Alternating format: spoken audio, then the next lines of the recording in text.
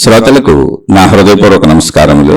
మన శ్రోతలలో ఒక సోదరి ప్రశ్నను పంపడం జరిగింది. ఆ ప్రశ్న, ఇంద్రియాలను మీరు ఎలా నియంత్రిస్తున్నారు? మనసు ఎన్నో కోరుకుంటూ ఉంటుంది, రకరకాల అనుభవాలను ఆశిస్తూ ఉంటుంది. కోరికలు ఉన్నప్పుడు వాటిని ఎలా అదుపులో ఉంచుకోవాలి చెప్పగలరు? అలాగే మీరు చెడును తొలగించుకోండి, మీలో మంచిని పెంచుకోండి అని చెబుతున్నారు. అసలు చెడు అంటే ఏమిటి? ఎలా తొలగించుకోవాలి? ఇదండి సోదరు అడిగినటువంటి ప్రశ్న. ఈ ప్రశ్నలో మీరు ఈ ప్రశ్న అడుగుతూనే అసలు మీరు మిమ్మల్ని ఎలా నియంత్రించుకుంటున్నారు అని నన్ను అడిగారు. ఇక్కడ నా వరకు తీసుకుంటే నా వయసు ఇప్పుడు 57 సంవత్సరాలు. 57 సంవత్సరాలంటే ఇంచుమించు 60కి వచ్చాను. ప్రతి మనిషికి కౌమారము నుంచి అంటే 12-13 ఏళ్ల వయసు నుంచి శరీరములో కలిగేటువంటి మార్పులు అంటే హార్మోనల్ చేంజెస్, ఎదుగుదల అంటే కౌమారము అనే దశ యవ్వనానికి ముందు దశ, యవ్వనంలోకి తీసుకువెళుతుంది. అది శరీరం విపరీతమైనటువంటి వేగవంతంగా ఉంటుంది. ప్లస్ అప్పుడు తెలిసి తెలియని వయసు అంటే అసలు ఏమీ తెలియదని చెప్పాలి. ఊరికనే జస్ట్ తనకు కావలసినవి ఏంటో తెలుసు, తన కోరికలు తెలుసు, తన ఇష్టాలు తెలుసు, తనకు కావలసినవి తెలుసు. అవన్నీ కూడా తల్లిదండ్రులు తీరుస్తూ ఉంటారు. ఇలా ఉంటది ఆ వయసులో, కౌమార దశలో తల్లిదండ్రుల మీద ఆధారపడి ఉంటాం. మొత్తం వ్యవహారం అంతా తల్లిదండ్రులతో సాగుతూ ఉంటది. కానీ నేను సంపాదించక్కర్లేదు, ఆ సంపాదించడానికి నేను కష్టపడక్కర్లేదు. ఇది కౌమార దశ, 12-13 ఏళ్ళ నుంచి స్టార్ట్ అయ్యే టీనేజ్. ఇక బాల్యం అంతా తల్లిదండ్రులు చూసుకుంటారు, అసలు ఆ గొడవే లేదు. అక్కడి నుంచి కౌమారం మాట్లాడుతున్నా. ఆ దశ కొంతమందికి కొంచెం ముందు నుంచి ప్రారంభమైంది, కొంతమందికి కొంచెం కొద్దిగా అటు ఇటుగా ప్రారంభమైన కాడి నుంచి తల్లిదండ్రుల అభిప్రాయాలను వ్యతిరేకించడం మొదలు పెడతారు. అన్ని వ్యతిరేకిస్తారని కాదు, సొంత అభిప్రాయాలు తయారవుతూ ఉంటాయి. అది సహజ శారీరకమైనటువంటి మార్పులు కూడా జరుగుతూ ఉంటాయి శరీరంలో. హార్మోనల్ చేంజెస్ యవ్వన దశలోకి వెళ్తూ ఉంటారు, స్త్రీలైనా పురుషులైనా. అప్పుడుండే స్పీడు, అప్పుడుండే ఉద్రేకం, అప్పుడుండేటువంటి వేగం శరీరంలో, ఇవన్నీ అలా పెరుగుతూ యవ్వన దశకు వస్తాడు మనిషి. ఇంకా అన్ని మనిషి ఎదుగుతున్నప్పుడు ఏంటి, పసిబిడ్డగా తల్లి దగ్గర మంచం మీద పడుకొని ఉన్నప్పుడు మనకేమీ తెలియదు. ఇది ఒక కన్ఫర్మ్డ్ సూత్రం అందరికీ. ఇంకా అక్కడి నుంచి తెలుసుకోవటమే జీవితం. అంటే ఇంద్రియాల ద్వారా తెలుసుకోవటం అనే ప్రాసెసే అనుభవంగా ఉంది. అనుభవం అంటే కంటితో చూసినవి, అందులో కొన్ని బాగుంటాయి, నచ్చుతాయి, అనుభవంగా ఉంది. కొన్ని వద్దనిపిస్తుంది. చెవులతో వినేవి అనుభవంగా ఉంది, కొన్ని బాగుంటాయి, కావాలనిపిస్తుంది, కొన్ని వద్దనిపిస్తుంది.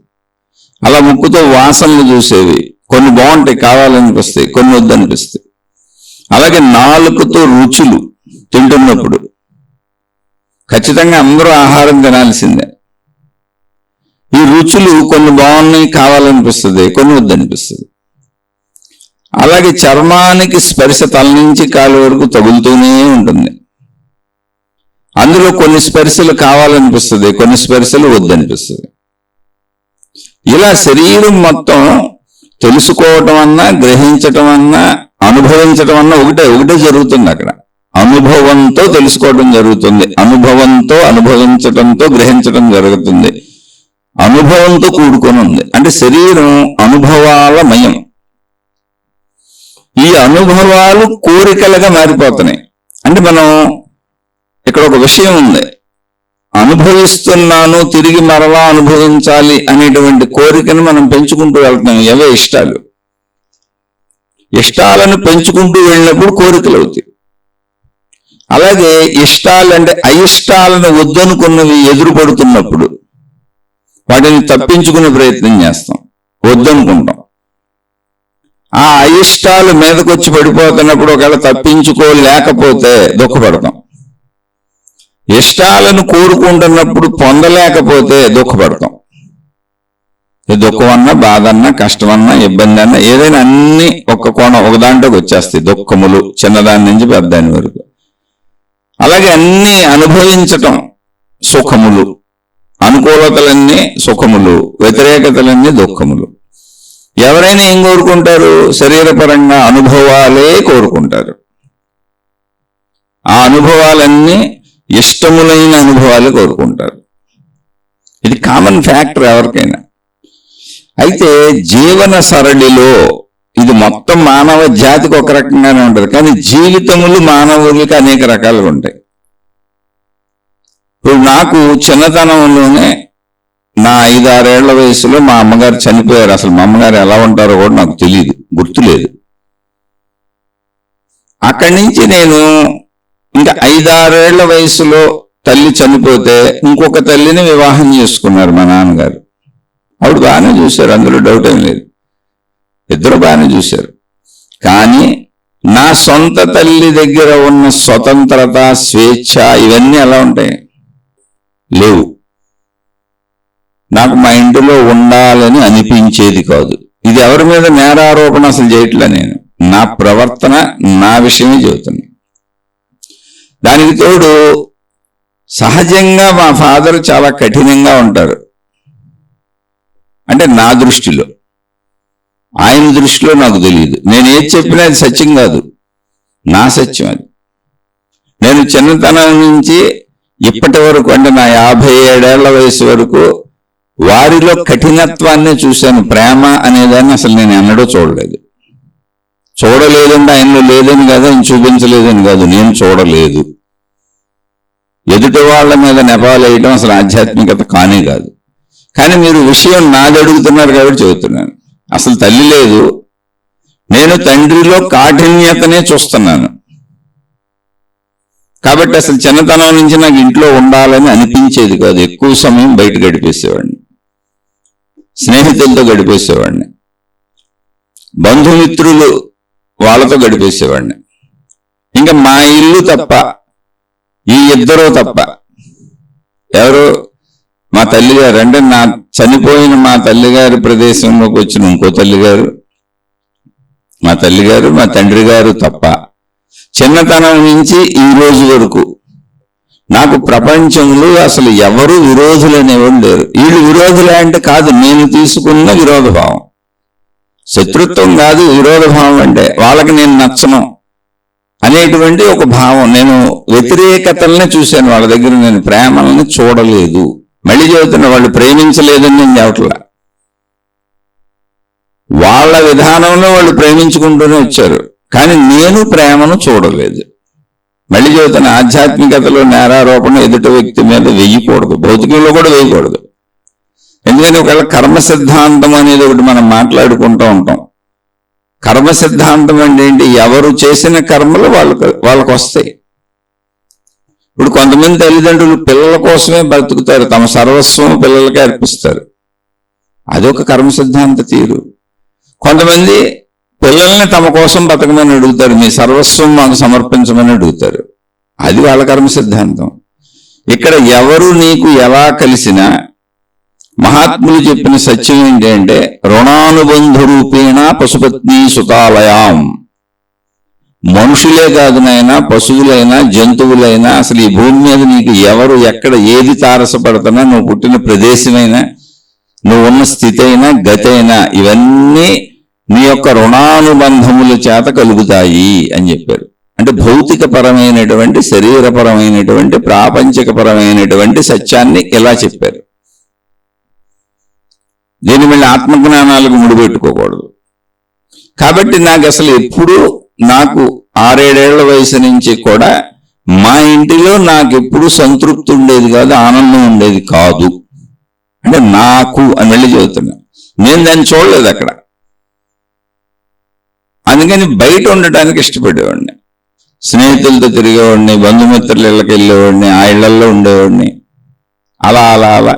అయితే మరీ అంత చిన్న వయసులో ఇండివిజువల్గా బ్రతకటం కుదరదు కనుక అలాగే ఏదో భరిస్తూ అలా అలా అలా గడిచింది జీవితం అంతా. అయితే ఈ నడకలో ఏం జరిగింది అంటే, ఎప్పుడైతే బయట వాళ్ళ మీద ఆధారపడవలసి వచ్చిందో, బయట వాళ్ళ దగ్గర సంతోషాన్ని వెతుక్కోవలసి వచ్చిందో, అందుకని నేను బయట అందరితో మంచిగా ఉండడం అలవాటు చేసుకున్నా. ఏ ఒక్క స్నేహితుడిని వదులుకునేవాడిని కాదు, ఏ ఒక్క బంధువుని, ఏ ఒక్క మిత్రుడిని వదులుకునేవాడిని కాదు. నన్ను కొంచెం అభిమానించి కూర్చోబెట్టుకు మాట్లాడుకునే ప్రతి వాళ్ళతోనూ చాలా మంచిగా ఉండేవాడిని. దీనికి కారణం, ఇంటిలో ఉన్నప్పుడు ఒంటరిని, నేను ఒక్కడనే ఉన్నాను అనేటువంటి ఒక అభద్రతాభావం నా మనసులో నిండి ఉండేది. దానికి కారణం నేనే. మళ్ళీ భావాలు ఎవరు ఏర్పరుచుకుంటారో వాటికి కారకులు వాళ్లే. ఎవరి మీద నేరారోపణలు అసలు చేయకూడదు, అదే ఆధ్యాత్మికం, భౌతికంలో మంచుకోడేది. నాకెందుకో అలాంటి భావన ఉండేది, అది నా లోటు కావచ్చు. ఈ ఒంటరితనపు భావాన్ని పోగొట్టుకోవడానికి చక్కగా బయట వీలున్నంత ఎక్కువ కాలం బయట గడిపేసేవాడిని, బయట వాళ్ళతో గడిపేసేవాడిని, బయటే జీవించేవాడిని. అలా ఉండాలి అంటే అందరితో నేను మంచిగా ఉండాలి. అలా అందరితో నేను మంచిగా ఉండాలి అంటే అందరినీ అర్థం చేసుకునే ప్రయత్నం చేయాలి. వాళ్ళ అవసరాలకి నేను ఉపయోగపడాలి. అప్పుడే అందరూ మనతో మంచిగా ఉంటారు. ఇలా ప్రయాణం అంతా జీవితంలో ఇలాగే సాగింది. అలానే కుటుంబంలోనూ ఉన్నాను, బయట ఉన్నాను. మానసిక స్థితిని చెబుతున్నాను. అలా సాగినటువంటి ప్రయాణంలో చిన్నతనంలోనే మంచిగా ఉండటం కోసం మనుషులను గమనించటం, వాళ్ళకి తగ్గట్టు ఉండటం, ఎవరిని ఇబ్బంది పెట్టకుండా ఉండటం. ఎందుకంటే ఇబ్బంది పెడితే ఒక మనిషిని పోగొట్టుకుంటాను అనేటువంటి ఒక భావన. అందరితో మంచిగా ఉండి వాళ్ళని గ్రహించి వాళ్ళకి ఏది నచ్చుతుందో, ఎలా నచ్చుతుందో అలా ఉండేలా ప్రయత్నించడం, ఇవంతా కూడా ఒక గ్రహింపుకి కారణమైంది. ఆ గ్రహింపు నిదానంగా అన్ని వైపులకు వెళ్ళిపోయింది. ఇంట్లోనే మళ్ళీ దేవుడు, భక్తి ఇటువంటివి ఉన్నాయి పెద్దవాళ్ళకి. అవి చూసుకుంటూ మళ్ళీ బయట దేవుణ్ణి, భక్తి, దేవుణ్ణి ఎత్తుక్కునేవాడిని, భక్తికే వెళ్ళేవాడిని, ఆ ప్రార్థనాలయాలకు వెళ్ళేవాడిని. మా స్నేహితుల్లో అనేక మంది, అనేక మతాల వాళ్ళు ఉండేవాళ్ళు, వాళ్ళ ప్రార్థనాలయాలకు వెళ్ళేవాడిని. ఇలా ఒక జీవితం అన్నింటినీ కలుపుకుంటూ సాగింది. అదొక ప్రయాణం.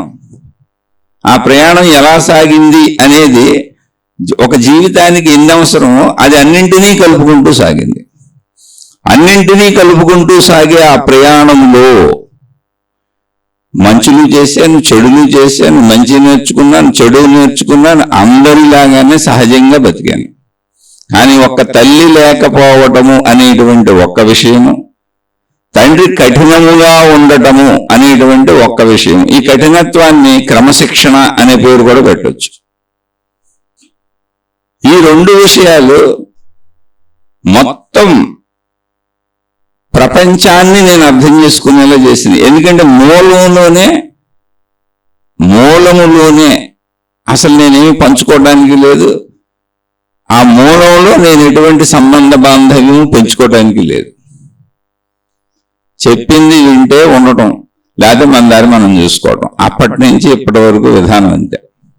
అలానే ఎవరు చెడ్డవాళ్ళు కాదు. మళ్ళీ చెబుతున్నా, ఒక 57 సంవత్సరాల జీవితాన్ని 50 నిమిషాల్లో ఏం చెప్పేస్తాం? అసలు ఎందుకు చెప్పాలి? మీరు ఊరికనే ఇంద్రియాలను ఎలా నిగ్రహించుకుంటున్నారంటే అసలు నిగ్రహించుకోవాల్సిన అవసరమే లేదు. పరిస్థితులు అలా ఉన్నాయి. ఒక వ్యక్తికి తల్లి లేదు, తండ్రి కఠినంగా ఉన్నాడు. ఇప్పుడు ఏమి నిగ్రహించుకోవాలి?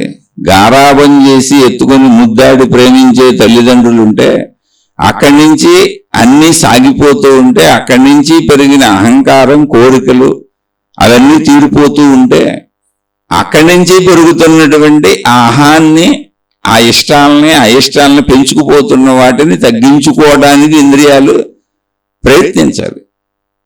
అసలు అవన్నీ భగవంతుడే ఆయన చేశాడు, తల్లిని తీసేసి. కొన్ని పరిస్థితులు అలాగే ఉంటాయి అంతే. అలానే ఇబ్బంది ఉందంటే ఏమీ లేదు. కోరికలు అధికంగా ఎవరికి పెరిగెత్తుతాయంటే, కోరికలు ఎంత కుదిరితే అంత తీర్చుకునే అవకాశం ఉన్న వాళ్ళకి అధికంగా పెరిగెడుతూ ఉంటాయి. ఎవరికైనా వాళ్ళ పెరిగెడతాయి. అసలు మన కోరిక అనేది ఇప్పుడు కదిలింది అంటే చితక్ కొడతారనేది ఉందనుకోండి. ఇప్పుడు కోరిక కదిలితేనే చితక్ కొడతారనేది ఉందనుకోండి. కోరిక కదిలితేనే ఇబ్బంది మనకి అనేది ఉందనుకోండి. అసలు కోరిక కదలదు. అది ఎక్కడికి కదలదు. పరిస్థితులు ఒక మనిషిని తయారు చేసుకుంటూ వస్తాయి. అలాంటి కోరికలు ఉండవా? ఉంటాయి, ఆ స్థాయిలో ఉంటాయి. ఎంత స్థాయిలో అంటే తను ఇబ్బంది లేకుండా వేటిని అనుభవించవచ్చు, ఇబ్బంది పడుతూ మళ్ళీ ఆ కోరిక దగ్గరికి వెళ్తే కోరిక ఎక్కువ, ఇబ్బంది ఎక్కువ అనే విచక్షణ వచ్చేస్తూ ఉంటుంది మనిషికి ఆటోమేటిక్గా. అది ఎవరికి వాళ్ళకి పరిస్థితులు మనిషిని తయారు చేసుకుంటూ తీసుకెళ్తాయి. అదే నేచర్. ఇక్కడ తల్లి కాదు, తండ్రి కాదు, పిల్లలు కాదు, అన్నదమ్ములు కాదు, అక్క చెల్లెళ్ళు కాదు, శత్రువులు కాదు, మిత్రువులు కాదు, సాటి మనుషులు అసలు ఎవ్వరూ కాదు. నేచర్, ప్రకృతి. ఆ ప్రకృతి ఎవరు ఎప్పుడు ఎక్కడ ఎలా నీతో ఉంటే నీ నడక ఎటువైపు సాగాలని ఆ ప్రకృతి నిర్ణయించిందో అటువైపు సాగేలా ఉంటుంది. ఎందుకని మనందరం ప్రకృతిలో కలిసిపోయి ఉన్నటువంటి జీవులం. మనం ప్రకృతికి విరుద్ధమైన వాళ్ళం అసలు కాదు.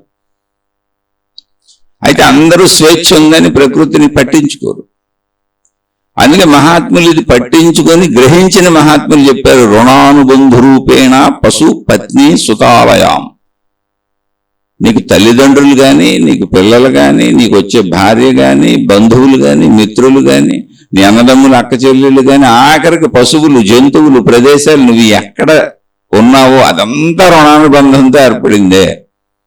నువ్వు వాళ్ళకి రుణం అన్నావా, వాళ్ళు నీకు రుణం అన్నారా అనేది పాయింట్. ఇక్కడ పాయింట్ అది. ఇప్పుడు ఈ కోతులు పట్టేవాళ్ళు ఏం చేస్తారంటే, ఒక సన్నటి మూతున్నటువంటి కోజా లాంటి దాంట్లో లోపల కోతులు తినేటువంటి పప్పులో లేదా మరమరాలు ఏవో పోస్తారు. అవి కనపడేట్టు పెడతారు. కోతి లోపలికి చేయి పెట్టి ఆ పప్పులను పట్టుకుంటుంది. పట్టుకొని చెయ్యి బయటికి తెద్దాం అనమాట. పప్పులతో నిండిన చెయ్యి ఇప్పుడు వెడలిపోతుంది, కొంచెం ఎక్కువ వెడలిపోతుంది. ముందు పెట్టేటప్పుడు చేతులు ఏమీ లేనప్పుడు ఈజీగా పెట్టేయచ్చు లోపలికి.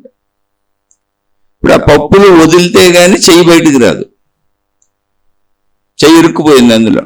పప్పుల కోసమే చెయ్యి పెట్టింది, పప్పులను వదలదు కోతి. అందుకని నేను ఆ పప్పులతో చెయ్యిని ఎలా అయినా బయటికి తెచ్చుకుందామని చేసే ప్రయత్నంలో కోతులు పట్టుకునే వాళ్ళకి దొరికిపోద్ది. అక్కడి నుంచి వాళ్ళు ఆడించినట్టు ఆడుతుంది. వాళ్ళకి దొరికిపోద్ది ముందు, తర్వాత వాళ్ళు దాన్ని తన కంట్రోల్లోకి తెచ్చుకుంటారు. మీరు ఇంట్లో పెంచుకునే కుక్కలు కూడా చూడండి, వాటి సహజ స్వభావానికి భిన్నంగా ఉంటాయి. యజమానికి అవి అంకితం అయిపోతాయి. వాళ్ళు కూర్చోమంటే కూర్చుంటే, వాళ్ళు నుంచోమంటే నుంచుంటాయి. అలాగే బయట ఉన్న రోడ్డు మీద ఉన్న కుక్కలు అలా ఉండవు. ఎందుకంటే వీటి అవసరతలకి ఆ యజమాని చెప్పినట్టు ఏంటనే దానికి ఇంత ఆహారం పెడతాడు, దాన్ని బయట కాసేపు తిరగనిస్తాడు, తిప్పుతాడు తీసుకెళ్ళి. ఆయన మొరగమన్నప్పుడు మొరగాలి, ఆయన వద్దన్నప్పుడు కూర్చోవాలి. ఇలా ఉంటుంది జీవితం అనేటువంటిది. మనిషికి కూడా ఇంతే. నీకు ఎవరైనా నీకు సహాయపడాలి అంటే నువ్వు వాళ్ళు చెప్పినట్టు వినాలి, వాళ్ళు ఆడించినట్టు ఆడాలి. వాళ్ళు ఆడించినట్టు నువ్వు ఆడనప్పుడు ఎదుటివారు నీకు సహాయపడరు. ఇక్కడే మనం కుక్కలు, కోతులు, మనం పెంచుకునే జంతువుల్ని గమనిస్తే మనం పెంచుకుంటున్నాం అని అనుకుంటున్నాం కానీ మనం వాటిని ఆడించుకుంటున్నాం, మన మనసుకు హాయిగా ఆడించుకుంటున్నాం. సేమ్ అలాగే మనుషులందరూ చుట్టూ మనతో ఆడాలి, మనం వాళ్ళని ఆడించాలి అని అనుకుంటూ ఉంటాం. ఆ మనుషులు అలా మనతో ఆడనప్పుడు మనకు దుఃఖం కలుగుతూ ఉంటుంది. కానీ ఈ జ్ఞానం అర్థమైనాక, అంటే నన్ను కూడా ఇలాగే ఆడిస్తున్నారు నా పై వాళ్ళు, నాకెవరితో అవసరాలు ఉన్నాయో వాళ్ళు నన్ను కూడా ఇలాగే ఆడిస్తున్నారు. ఆ కుక్కను కూర్చోమంటే కూర్చోవాలి, మొరగమంటే మొరగాలి, మొరగొద్దంటే ఆపేయాలి. వాళ్ళు ఒక తాడు కట్టారు, ఆ తాడు వరకే ఉండాలి ఆ కుక్క. అది కూడా వాళ్ళు తీసుకెళ్తారు, మలమూత్ర విసర్జనలకు బయట రోడ్ల మీద తిప్పుతారు. అప్పుడే చేయాలి, ఇంట్లో చేస్తే చిత కొడతారు. అది అలవాటు చేయటం కోసం నాలుగు పీకుతారు. దాని పేరు క్రమశిక్షణ కూడా కావచ్చు, దాన్ని ముద్దుగా పెంచుకోవటమో కావచ్చు, ఎన్ని పేర్లను పెట్టుకోవచ్చు. కానీ జరుగుతున్నది ఇదే. అన్ని చోట్లని కాదు, సహజంగా జరుగుతుంది ఎక్కడైనా. ఆ నియమాలు, విధానాలు అర్థమైపోయి విచక్షణతో ఇక్కడ ఇలా ఉండపోతే మన జీవితం గడవదు అనేటువంటి తెలిసినప్పుడు మనిషికి ఆటోమేటిక్గా జ్ఞానం వస్తుంది. ఇక్కడ జ్ఞానంలో అంటే ఈ జ్ఞానం అర్థం అవటానికి కారణం ఏంటి అంటే చిన్నతనం నుంచి కొంత భగవంతుడి పట్ల భగవద్ జ్ఞానాన్ని తెలుసుకునే ఆసక్తి ఉంది. చిన్నప్పటి నుంచే కొంచెం పుస్తకాలు చదువుకోవటం, మళ్ళీ ఆ ప్రార్థనాలయాలకు వెళ్ళటం, లేదా విశేషాలు వినటం, ఎవరైనా ప్రవచనకారులు చెబుతుంటే వినటం, మళ్ళీ దాంతోపాటు సినిమాలు, షికారులు, మామూలు జీవితం అంత ఉంది. ఇది కూడా సహజంగా వచ్చింది. అయితే ఇది ఎందుకు వచ్చిందంటే ఇది ఆల్రెడీ మా ఇంట్లో ఉంది. మా ఇంట్లో మా పెద్దల ముందు ఇవన్నీ చేస్తున్నారు. దాని నుంచి కొంచెం ఆసక్తి పెరుగుతుంది సహజంగా, మనం చూసి మంచి అయినా చెడైనా. అలా ఎవరికైనా కూడా మీరు గమనిస్తే ఏ సిద్ధాంతాలు నడుస్తూ ఉంటాయి. మీకు మేలు చేసే వాళ్ళందరూ వాళ్ళు మిమ్మల్ని ఆడిస్తూ ఉంటారు. అంటే నేను ఉదాహరణ చెప్పినప్పుడు ఇలా కనపడుతుంది. దానికి మనం ప్రేమను, బంధమును, అభిమానమును, బాధ్యతను, కర్తవ్యమును, క్రమశిక్షణను ఎన్ని పేరు లేని పెట్టుకోవచ్చు మానసిక స్థితిని బట్టి. కానీ జరిగేది ఇంతే, నువ్వు మేలు చేయకుండా నీకెవరూ మేలు చేయరు. ఈ ప్రపంచంలో ఎవరైనా సరే నువ్వు మేలు వాళ్ళకి, అంటే మేలు చేయటం అంటే ఏంటి, నువ్వు నిజంగా వాళ్ళకి ప్రపంచంలో అవసరమైన మేలు చేయటం కాదు, వాళ్ళకి నువ్వు అనుకూలంగా ఉండటం మేలు. అది దొంగతనమైనా నువ్వు అనుకూలంగా ఉండాలి, అది సద్గుణమైనా నువ్వు అనుకూలంగా ఉండాలి, అది మంచి పని అయినా నువ్వు అనుకూలంగా ఉండాలి, అది చెడ్డ పని అయినా నువ్వు అనుకూలంగా ఉండాలి. అనుకూలత అంటే అది. అప్పుడు నువ్వు మేలు పొందుతావు. కాదు నువ్వు ఎక్కడ వ్యతిరేకించావో అక్కడ నువ్వు ఖచ్చితంగా విభేదింపబడతావు. ఇది సమాజం, మానవ ప్రవృత్తి. నాకు కూడా అలాగే ఉంటుంది కాబట్టి అందరికీ అలా ఉంటుంది అని తెలుస్తుంది కొంతవరకు. అయితే ఇది ఎప్పుడైతే మన స్థితి అట్టడుగుకి అణగారిపోయిన స్థితిగా ఉందో, ఆ స్థితిలో ఎక్కువ మందిని అర్థం చేసుకునే పరిస్థితి వస్తుంది, ఎక్కువ మందితో మంచిగా ఉండే పరిస్థితి వస్తుంది. అంటే ఉండాల్సి వస్తుంది బ్రతకాలంటే. మనిషి తన ఆత్మ సంతృప్తిగా బ్రతకాలంటే కొంతమంది అయినా తన జీవితానికి సంతృప్తిని కలిగించే వాళ్ళని ఉంచుకోవాల్సి వస్తుంది. వాళ్ళందరితో మంచుకుంటే తప్ప వాళ్ళు ఉండరు. అలా జరుగుతుంది జీవితం. అలా సాగే జీవితం ప్లస్ దైవం గురించి కొంచెం ఎరుకుండటం, మళ్ళీ అవి తెలుసుకుంటూ ఉండటం, కర్మ సిద్ధాంతాలు, మళ్ళీ ఇక్కడ జీవితం నేర్పే పాఠాలు. జీవితం అంటే చుట్టూ ఉన్న మనుషులతో ఇవన్నీ ముందుకు సాగుతుంటే ఆట సాగుతుంది. అయితే సాగుతున్న ఆటలో మనం ఎప్పుడూ కూడా మనుషుల్ని మనం చూస్తున్నాం, కానీ అంటే సాగుతున్న ఆటలో మనం మనుషుల్ని, మన చుట్టూ ఉన్న వాళ్ళని వీళ్ళని ఇబ్బంది పెట్టారు, వీళ్ళని బాధ పెట్టారని చూస్తున్నాం, కానీ ప్రకృతి పరంగా మొత్తం అందరూ కలిసి ఉన్న వాళ్లే. నీకు ఏది అవసరమో అదే జరుగుతుంది, నీకేది అవసరమో అది జరుగుతుంది. కనుకనే మనుషులు నీతో అలా ప్రవర్తిస్తున్నారు. కొంతమంది ప్రేమగా ఉంటారు, కొంతమంది ద్వేషంగా ఉంటారు, కొంతమంది కొన్ని సమయాల్లో ప్రేమగా, కొన్ని సమయాల్లో ద్వేషంగా ఉంటారు. ఇవన్నీ కూడా మన జీవితంలో తారసపడుతూ వెళతాయి. అందుకని వీటికి కొన్ని చెప్పడానికి ఉండదు. ఈ ప్రకృతి గమనికలోంచి పుట్టిందే, ఈ నేచర్ గమనికలోంచి పుట్టిందే ఆధ్యాత్మికము. ఆధ్యాత్మికం అనేదాన్ని మనిషి మొత్తం విశ్వాన్ని, ప్రకృతిని గమనించి తెలుసుకున్నటువంటి విషయం. ఇలా ఎందుకు జరుగుతుంది అని. అందుకే రుణానుబంధు రూపేణ పశుపత్ని సుతాలయం బుద్ధి కర్మానుసరిణి, ఎవరు చేసింది వారు అనుభవించక తప్పదు. ఇటువంటి సూత్రాలన్నీ వచ్చినాయి. ఇవన్నీ వ్యావహారికమైనటువంటి విషయంలో సత్యములు. అలా నడుస్తూ జీవితంలో ఎంతో మంది స్నేహితులు కలుస్తారు, ఎంతో మంది మనుషులు అనేక రకాల బంధాలతో కలుస్తారు. ఇందులో మనకు మేలు చేసేవాళ్ళు ఉంటారు, మనకు హాని చేసేవాళ్ళు ఉంటారు.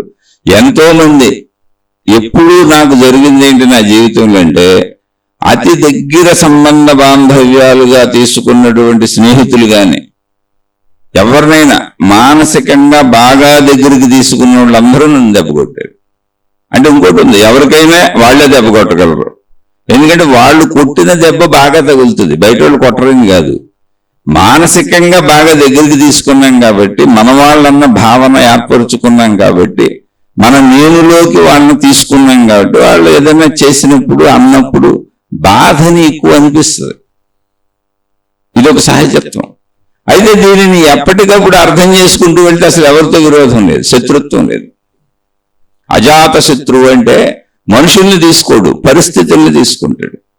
ఎవరి పరిస్థితులకు తగ్గట్టు వాళ్ళు ప్రవర్తిస్తున్నారు అంతే, ఏం లేదు అక్కడ. పరిస్థితులు అంతే, అంతకు మించి అక్కడ విషయాలు ఏమి లేవు. ఆ పరిస్థితుల్ని గమనించుకుంటూ వెళ్ళినప్పుడు మొత్తం నేచర్తో కనెక్షన్ ఇదంతా. అది నన్ను ఎటు తీసుకెళ్లాలనుకుంటుంది అని. నేను ఇప్పుడు 57వ సంవత్సరంలో మీతో ఈ శీర్షికలు పంచుకుంటున్నాను. నేను మీకు మాట్లాడటం మొదలుపెట్టి నాకు తెలిసి నాకు ఇలా జరిగింది, మా అమ్మగారు చనిపోయారనే పాయింట్ నుంచి మొదలుపెట్టింది నా 5-6 సంవత్సరాల వయసు. తర్వాత నాకు ఏం గుర్తుందో, ఎలా సాగిందో ఎన్నో జరుగుతాయి. ప్రతిరోజు కొన్ని వందల వేల విషయాలు ఉంటాయి. వాటిల్లో అనేక విషయాలు అసంతృప్తులు ఉంటాయి, అనేక విషయాలు సంతృప్తులు ఉంటాయి. అందుకని ఇప్పుడు కోరికలు, ఇప్పుడు సోదరు అడిగిన ప్రశ్న ఏంటంటే, మీరు మీ ఇంద్రియాలను ఎలా నిగ్రహించుకున్నారు? కోరికలు ఉంటాయి కదా, మనసు పరుగులు పెడుతుంది కదా అంటే, అసలు ముందు మనసు పరుగు తీయాలి అంటే, పరుగు తీస్తే ఆ మనసుకు ఏమైపోద్దో, ఈ మనిషికి ఏమైపోద్దో అనేది వచ్చినప్పుడు మనసు పరుగుకెళ్ళదు. నొప్పు కాలుతుందని తెలిసిన మనసు ఎప్పుడు పట్టుకోదు. పరుగు తీయటానికి కూడా దానికి అవకాశం ఉండాలి. పరుగు తీసినా దానికి ప్రమాదం లేదని దానికి తెలిసి ఉండాలి. అప్పుడు మాత్రమే అది పరుగులు తెస్తుంది. ఇప్పుడు దొంగలు దొంగతనానికి వెళ్తున్నారనుకోండి, పోలీసులు పట్టుకుంటారు, ఆ ఇంట్లో వాళ్ళు పట్టుకుంటారు, చాలా మంది పట్టుకునే అవకాశాలు ఉన్నాయి, దొరికిపోయే అవకాశాలు ఉన్నాయి అనేటువంటిది అది సామాన్య విషయం ఇప్పుడు. కానీ నేను దొరకకుండానే దొంగతనం చేస్తాను, ఎందుకంటే అది నా చేతిలో ఉంది, నా ప్రజ్ఞలో ఉంది. నేను ఖచ్చితంగా పరిస్థితులన్నింటినీ బేరీజు వేసుకొని దొరకకుండా దొంగతనం చేస్తానని దొంగ ప్లాన్ చేసుకొని వెళ్తాడు. మన మనసు కూడా అలాంటిదే. నేను దొరకకుండా నా కోరికలు తీర్చుకోగలుగుతాను. ఏం దొరకకుండా, అది మంచి చెడని కాదు, కష్టాలకు దొరకకుండా, ఇబ్బందులకు దొరకకుండా, నెగిటివిటీకి దొరకకుండా, సమస్యలకు దొరకకుండా నా కష్టాలని, నా కోరికలను తీర్చుకుంటాను అనే భావనలో ముందుకెళ్తుంది. అది ప్లాన్ చేసుకుంటుంది అది కూడా. అందుకే అప్పులు చేసేవాళ్ళు, తప్పులు చేసేవాళ్ళు, దొంగతనాలు, మోసగాళ్ళు, హత్యలు చేసేవాళ్ళు, దోపిడీలు చేసేవాళ్ళు, వీళ్ళందరూ దొరికిపోతాము, ఖచ్చితంగా దొరికిపోతాము 100కి 100 పాళ్ళు అంటే వాళ్ళు ఎందుకు చేస్తారు? చేయరు. కానీ మనసు దొరకవు, నేను దొరకకుండానే చేసుకుంటాను అంటే దొరికిపోతావు అనేది సామాన్య విషయం. అందరికీ దొరికే అవకాశాలు ఉన్నాయనేది సామాన్య విషయం. ప్రతి తప్పులోనూ ప్రతి మంచిలోనూ అందరికీ అన్ని తెలిసే అవకాశం ఉందో, దొరికే అవకాశం ఉంది. కానీ మంచిలో దొరికితే వచ్చిన ప్రాబ్లం లేదు. కానీ చెడులో దొరికితే అన్నప్పుడు నేను దొరకకుండా కదా చేస్తాను అనేది మనిషి వాడుకుంటాడు, అదే ప్రయత్నం చేస్తాడు. కానీ ప్రతి తప్పు ఎక్కడో ఒక చోట దొరికిపోద్ది. ఎందుకనంటే తప్పుకు వెళ్ళినటువంటి జ్ఞానము వంకర జ్ఞానం, సరైన జ్ఞానం కాదంటే తనను తాను మోసం చేసుకుని. సామాన్య జ్ఞానం ఏంటి? తప్పు దొరికిపోవచ్చు, దొంగ దొరికిపోవచ్చు, పొరపాట్లు చేసేవాళ్ళు దొరికిపోవచ్చు అనేది సామాన్య జ్ఞానం. అది ఏదైనా చిన్న అబద్ధం చెప్పినా దొరికిపోవచ్చు, అది సామాన్య జ్ఞానం. కానీ నేను దొరకను కదా, అసలు ఈ అబద్ధం బయటికి ఎలా వస్తుంది అని ఎప్పటికనుకుంటారు. నేను ఎవరితోనో ఎక్కడో చెప్పిన ఒక మాట బయటికి ఎందుకు వస్తుంది, మేము ఇద్దరమే కదా ఇక్కడ ఉందని. కానీ ఆ మాట ఎవరి గురించి చెప్పుకున్నారో వాళ్ళ దాకా వెళ్ళిపోద్ది అనేది అసలు ఊహించడు ఆ వ్యక్తి. అందుకే గోడలకు కూడా చెవులు ఉంటాయి, తలుపులకు కూడా చెవులు ఉంటాయి. నువ్వు చూసిందంత నీ కళ్ళతో నువ్వు చూసినా కూడా అది నిజం కాదు. ఇలాంటివి వచ్చినాయి సామెతలు, అవి నిజమే.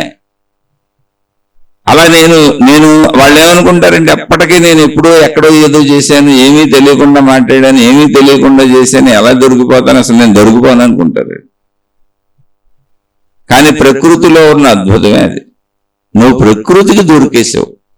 నువ్వు ఎవరికి దొరికిపోను అనుకుంటున్నావు? మనుషులకు దొరకను అనుకుంటున్నావు. మనుషులందరూ ఎక్కడున్నారు? ప్రకృతిలో కలిసి ఉన్న జీవులం. గాలితో మమేకమైపోయి ఉన్నాం, సూర్యుడితో మమేకమైపోయి ఉన్నాం, భూమితో మమేకమైపోయి ఉన్నాం, పంచభూతాల వాతావరణంతో మమేకమైపోయి ఉన్నాం. నిరంతరం ఆకాశంతో కలిసిపోయి ఆకాశంలోనే కలిసిపోయి సంచరిస్తున్నాం. ఎక్కడ ప్రకృతితో మమేకం అవ్వకుండా కుదరదు. ఆహార పదార్థాలు రోజు ప్రకృతితో మమేకం అవటమే. ఆకలికి తినేవన్నీ, కట్టుకునేవన్నీ అన్ని ప్రకృతే. నేను కూడా ప్రకృతిలో కలిసి ఉన్నటువంటి ప్రకృతిని. నా శరీరం కూడా ప్రకృతి, దానంతటా అది ఎదిగిపోతుంది, దానికి అదే పుట్టేసింది. నేను అసలు పుట్టాలనుకోవాలా, శరీరం ధరించాలనుకోవాలా, ప్రకృతి చర్యగా తల్లిదండ్రులు కలిస్తే నేను పుట్టాను. అసలు నా ప్రమేయమే కాదు అది. ప్రకృతి పరంగా వాళ్ళిద్దరూ కలవాలనేది వాళ్ళ కోరిక, వాళ్ళకి ఆకర్షణ ప్రకృతి పెట్టింది. ప్రకృతి అంటే ఏంటి? కృతి, రచన. ప్రకృతి అంటే పరమాత్మ రచన, ఆ పరమ శక్తి ఏదున్నదో దాని రచన, దాని కృతి ఇదంతా. అది నిర్ణయించింది ఇవన్నీ ఇలా సాగాలని. కాబట్టి అందులో కలిసిపోయే ఉన్న జీవులు మనం. అసలు పుట్టుక మన ప్రమేయం కాదు, తల్లిదండ్రులకు పెట్టబడినటువంటి ఆకర్షణ ద్వారా, కామము ద్వారా పుట్టాం. అసలు మన పుట్టుకే కామము, కామజీవులు మనం. కాబట్టి మనం బతుకున్నంత కాలం శరీరపరంగా కామ ప్రవృత్తి ఉంటుంది. కావాలి కావాలి కావాలి కావాలనే భావన, ఏదో ఒకటి నిరంతరం కావాలి. అయితే ఇందులో జ్ఞానం అబ్బుతూనే ఉంటుంది ప్రతి మనిషికి. ఎవరు జ్ఞానం నేర్చుకోరు, ఎవరు జ్ఞానాన్ని గ్రహించరు అంటే ప్రకృతి తీసుకెళ్లిన విధానం మళ్ళీ అది కూడా. నీకు అన్ని సాగిపోతున్నాయి, నీకు తల్లిదండ్రులు ఉన్నారు, డబ్బు ఉంది, వనరులు ఉన్నాయి, వసతులు ఉన్నాయి, నిన్ను గారాబం చేస్తారు, నిన్ను ప్రేమిస్తారు, నీకోసం అండదండలుగా ఉంటారు, నువ్వు తప్పు చేసినా రైట్ చేసినా నిన్ను సపోర్ట్ చేసేవాళ్ళు ఉంటారు. అంటే ఖచ్చితంగా కొంత నువ్వు తెలుసుకోవటానికి అవకాశం తగ్గింది, నువ్వు ఆలోచించటానికి అవకాశం తగ్గింది. ఎందుకని? నువ్వు ఆలోచించకుండా నీకు సమస్యలు వస్తుంటే అడ్డం పడిపోయే వాళ్ళు ఉన్నారు అక్కడ. సమస్య నిన్ను ఆలోచింపజేస్తుంది, దుఃఖం నిన్ను ఆలోచింపజేస్తుంది, కష్టం నిన్ను ఆలోచింపజేస్తుంది, ఇబ్బంది నిన్ను ఆలోచింపజేస్తుంది. సాగిపోతున్నది ఆలోచన చేయనవద్దు. అంటే మామూలు ఆలోచనలు కాదు, జ్ఞానపరమైన ఆలోచన. నా జీవితం ఏంటనేటువంటి ఒక విశాలత్వంలోకి వెళ్ళేటువంటి భావన, అది ఎప్పుడు దుఃఖాల్లోంచి వస్తుంది. ఆ దుఃఖాల్లోకి నిన్ను పడనివ్వకుండా నిన్ను రక్షించేవాళ్ళు, కాపాడేవాళ్ళు అంత ఎక్కువ మంది ఉంటే నీకు అంత జ్ఞానం తక్కువ ఉంటుంది. అంత ఎక్కువ పరిస్థితులు ఉంటే నీకు అంత జ్ఞానం తక్కువ ఉంటుంది. అంటే ఇది అన్ని వేళలా అన్ని చోట్ల కాదు, సహజంగా. నా పరిస్థితులు అలాగే వచ్చినాయి. ఇప్పుడు మా స్నేహితులు మేము ఎవరైనా గొడవపడి ఏదైనా అనుకొని, అంటే చిన్న చిన్న ఉదాహరణలు చెబుతున్నా, నేను ఎవరైనా నా స్నేహితుడిని డామినేట్ చేశానంటే కొట్టడంలోనో, తిట్టడంలోనో, అరవటంలోనో, నేను పెరిగిన ఆటల్లోనో ఆడుకుంటున్నప్పుడు వాళ్ళు వచ్చి మా ఇంటికాడ కంప్లైంట్ చేస్తే తప్పు ఎవరిదైనా నన్నే కొట్టేవాళ్ళు. మా ఇంట్లో వాళ్ళు తప్పు ఎవరిదైనా కానీ నన్ను కొట్టేవాళ్ళు. అసలు నన్ను సపోర్ట్ చేయటం మా ఇంట్లో వాళ్ళు అనేది ఈ రోజు వరకు లేదు. ఇప్పుడు నేను చెబుతున్న ఉపన్యాసాలను కూడా మా వాళ్ళందరూ వ్యతిరేకిస్తారు, అందులో అది విశేషం లేదు. అయితే ఈ ఉపన్యాసాలు చెబుతుంటే వ్యతిరేకించడం ఎందుకంటే వాళ్ళు ఇటువంటి ఉపన్యాసాలు కాదు, పెద్ద పెద్ద సంస్థలే పెట్టి నాకంటే చాలా గొప్ప గొప్ప స్థితిలో ఉన్నారు. అసలు నేను చాలా సామాన్యుని వాళ్ళ ముందు. వాళ్ళకున్న ధనబలం ముందు, ఆర్థిక బలం ముందు, అంగబలం ముందు, వాళ్ళకున్నటువంటి ఏ విషయాల్లోనూ, భౌతిక జీవితం, ఆధ్యాత్మిక జీవితం, దైవీపరమైన జీవితం, వాళ్ళకున్న మనుషులు అన్నింటిలోనూ ధూళి కణం కింద కూడా వాళ్ళకి నేను పనికిరాను. అందుకని అది ఇంకా నన్ను ఆత్మజ్ఞానం వైపు తీసుకెళ్ళిపోతుంది. ఇప్పుడు కూడా నన్ను సమర్థించే మనిషి లేడు. ఇప్పుడు కూడా నేను వెతుక్కుంటూ వెళ్ళాలి. అలా వెతుక్కుంటూ వెళ్ళాలన్నప్పుడు జ్ఞానం వస్తుంది, ఖచ్చితంగా వస్తుంది. ఇదంతా ఏంటని ఆలోచించుకోవాలి. నా ఎగ్జిస్టెన్స్ కోసం నేను ట్రై చేసుకోవాలి, నా బ్రతుకు కోసం నేను ట్రై చేసుకోవాలి, నా భావాల కోసం వాటిని బ్రతికించుకోవటం కోసం నేను ట్రై చేసుకోవాలి. అప్పుడు మనిషికి ఎవరికైనా ప్రపంచంలో ఉన్న ఏకైక దిక్కు మంచిగా బతకడం. నువ్వు మంచిగా ఉంటేనే సమాజంలో నిన్ను ఉండనిస్తారు. నీ సొంత వాళ్ళు లేకపోయినా, ఎవరు లేకపోయినా నువ్వు సమాజంలో బ్రతకడానికి మంచి పనికి వస్తుంది. ఆ మంచి సమాజంలో పనికొస్తున్న మంచి అనేది ఏది ఉందో అది ప్రకృతి నుంచి వచ్చినటువంటి సత్యం, ప్రకృతి సత్యం, ప్రకృతి ధర్మం. ఇవి ఒక్క మాటలో చెప్పడానికి కుదరదు.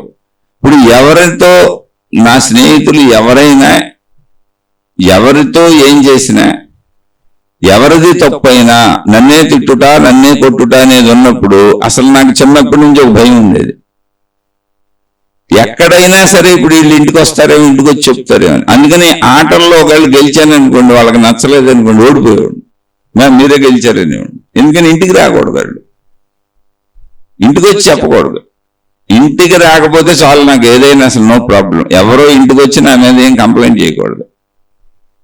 ఎందుకంటే ఎవరు ఏ కంప్లైంట్ చేసినా అందులోకి మంచి చెడు విచక్షణ ఏమీ లేదు, మనం చేత కొట్టేయటమే. చిన్నదైతే తిట్టడం, పెద్దదైతే కొట్టడం, ఆ విషయాన్ని బట్టి. ఇక్కడ నేను తప్పులు చేయలేదని అసలు చెప్పట్లా. చాలా చురుకుగా ఉండేవాడిని, చాలా తప్పులు చేసి ఉండొచ్చు కూడా. కానీ కనీసం 100 తప్పుల్లో అంటే 100 తప్పు విషయాలు వచ్చిన సంఘటనలు అన్న వాటిలో ఒక 10 అన్న నాకు మంచి ఉండి ఉంటాయి. ఆ 10లో కూడా నన్నే కొట్టేవాళ్ళు, నన్నే తిట్టేవాళ్ళు. ప్లస్ ఇంకో పాయింట్ ఉంది ఇక్కడ, అసలు సొంత తల్లి లేదు నాకు చిన్నప్పటి నుంచి.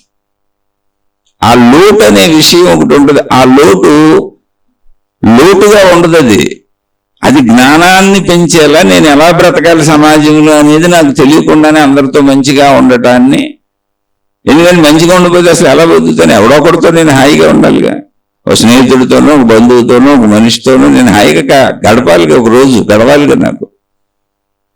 అంటే నాకు ఆత్మతృప్తి, సంతృప్తిగా బతకాలి అంటే మంచిగా ఉండాలి. మంచిగా ఉంటే నాతో నలుగురు మంచిగా ఉంటారు, నన్ను ఉండనిస్తారు, నాతో కలుస్తారు, నాతో తిరుగుతారు, నేను వాళ్ళ దగ్గర నన్ను ఉండనిస్తారు. అప్పుడు అలా ఉండాలంటే నువ్వు సమాజాన్ని అర్థం చేసుకోవాలి, ఇంకో దారి లేదు. దీంతో పాటు ఈక్వల్గా పక్కనే ఆధ్యాత్మికత ఉంది. అందువల్ల ఇంకొక లాభం ఏంటంటే ఈ ఆధ్యాత్మికత ఇదంతా భగవంతుడు నడక, భగవంతుడు ఎటు తీసుకెళ్తే అటు వెళ్దాం అని దుఃఖాన్ని కలిగించేది కాదు. బ్రతకటానికి సమయం, ఆ సమయం గడవటానికి చుట్టూ ఉన్న అందరితో మంచిగా ఉండేవాడిని. నేను చెబుతున్నా కదా, మా ఇంట్లో నా తల్లి గారు నా తండ్రి గారు తప్ప ఇప్పటికీ అప్పటి నుంచి ఇప్పటికీ నన్ను ద్వేషించేవాళ్ళు ఎవరు లేరు. అయితే వాళ్ళు ద్వేషిస్తున్నారో లేదో కూడా నాకు తెలియదు, నేను అనుకుంటున్నానేమో. ఎందుకంటే వాళ్ళు ఎప్పుడూ సమర్థించటం చూడలేదు, ప్రేమించటం చూడలేదు. వీలున్నంత వరకు నన్ను ఇబ్బంది పెట్టడాన్ని నేను చూశానంటే నేను అది తీసుకున్నానేమో. నేను అందుకే చెప్పేది యద్భావం తద్భవతి. నేను వాళ్ళ ప్రేమను తీసుకోలేదేమో, వాళ్ళ మంచితనాన్ని తీసుకోలేదేమో, వాళ్ళ యొక్క గొప్పతనాన్ని నేను గ్రహించలేదేమో. అది నాలోనే లోటు అయి ఉండొచ్చు. అందుకని నేను ఎవరు ఇబ్బంది పెట్టారని నేను చెప్పను అసలు. కానీ మీరు ఎలా అణుచుకున్నారు ఇంద్రియ అనుభూతుల్ని అంటే అసలు అణుచుకోవడానికి అవకాశం కాదు, అవి ముందుకు సాగడానికి అవకాశం లేదు. Existence problem. ఇప్పుడు ఈ రోజు కూడా ఎగ్జిస్టెన్స్ ప్రాబ్లమే నాకు. ఆ చిన్నప్పుడు పరిస్థితులకి ఏది ఉందో ఇప్పుడు పరిస్థితులకి అదే ఉంది, ఎప్పుడు అదే కొనసాగుతూ వచ్చింది నాకు. ఎప్పుడు అదే. ఏ పని చేసినా ఆ పనిలో తప్పులు ఎతికేవాళ్ళు నిరంతరం మన పక్కనే ఉండి, వాళ్ళు మనకంటే అధికులై ఉండి, వాళ్ళ మీద మనం ఆధారపడి ఉండి, నిరంతరం వాళ్ళు తప్పులో ఎతుకుతా ఉండి, నువ్వు ఎంత ఏ పని చేసినా ఒక్కసారి కూడా దాన్ని మెచ్చుకోకుండా తప్పులు ఎతుకుతూ వాళ్ళ అదుపాజ్ఞలలో నిన్ను పెట్టుకుందామని ప్రయత్నించే వాళ్ళు నీ దగ్గర ఉంటే ఖచ్చితంగా నువ్వు మోక్షాన్ని కొట్టేస్తావు. ఎందుకనంటే నువ్వు వాళ్ళని ప్రేమించినంతకాలం మోక్షాన్ని కొడతావు. నువ్వు వాళ్ళని ప్రేమిస్తావు, నేను ప్రేమిస్తాను నా వాళ్ళని. నా కుటుంబ సభ్యులు అందరూ నాకు ఇష్టమే, నా తల్లిదండ్రులతో సహా. అందుకే నేను వాళ్ళు ఏమన్నా నేను తిరిగి వాళ్ళని ఏమన్నా వాళ్ళకి ఏం చెప్పను. అసలు కౌంటర్లో వేయటం అలాంటివి చేయను, చిన్నప్పుడు నేను చేయను. కొడితే కొట్టనే, తిడితే తిట్టినాయి, మన పద్ధతిలో నచ్చకపోతే బయటకు వెళ్ళిపోవటం ప్రశాంతంగా. ఇప్పుడు కూడా జీవితకాల మౌనం అని 5 ఏళ్ల నుంచి పెట్టుకొని ఉన్నాను తప్ప ఒక్క కామెంట్ కూడా ఎవరి గురించి చేయలేదు. కానీ నా గురించి చాలా దుష్ప్రచారాలు చేస్తూ సాగుతూనే ఉంటాయి. నాకేం ప్రాబ్లం లేదు అసలు. ఎందుకు ప్రాబ్లం లేదంటే వాళ్ళు మోక్షం వరకు నన్ను నడిపించుకెళ్ళిపోతున్నారు.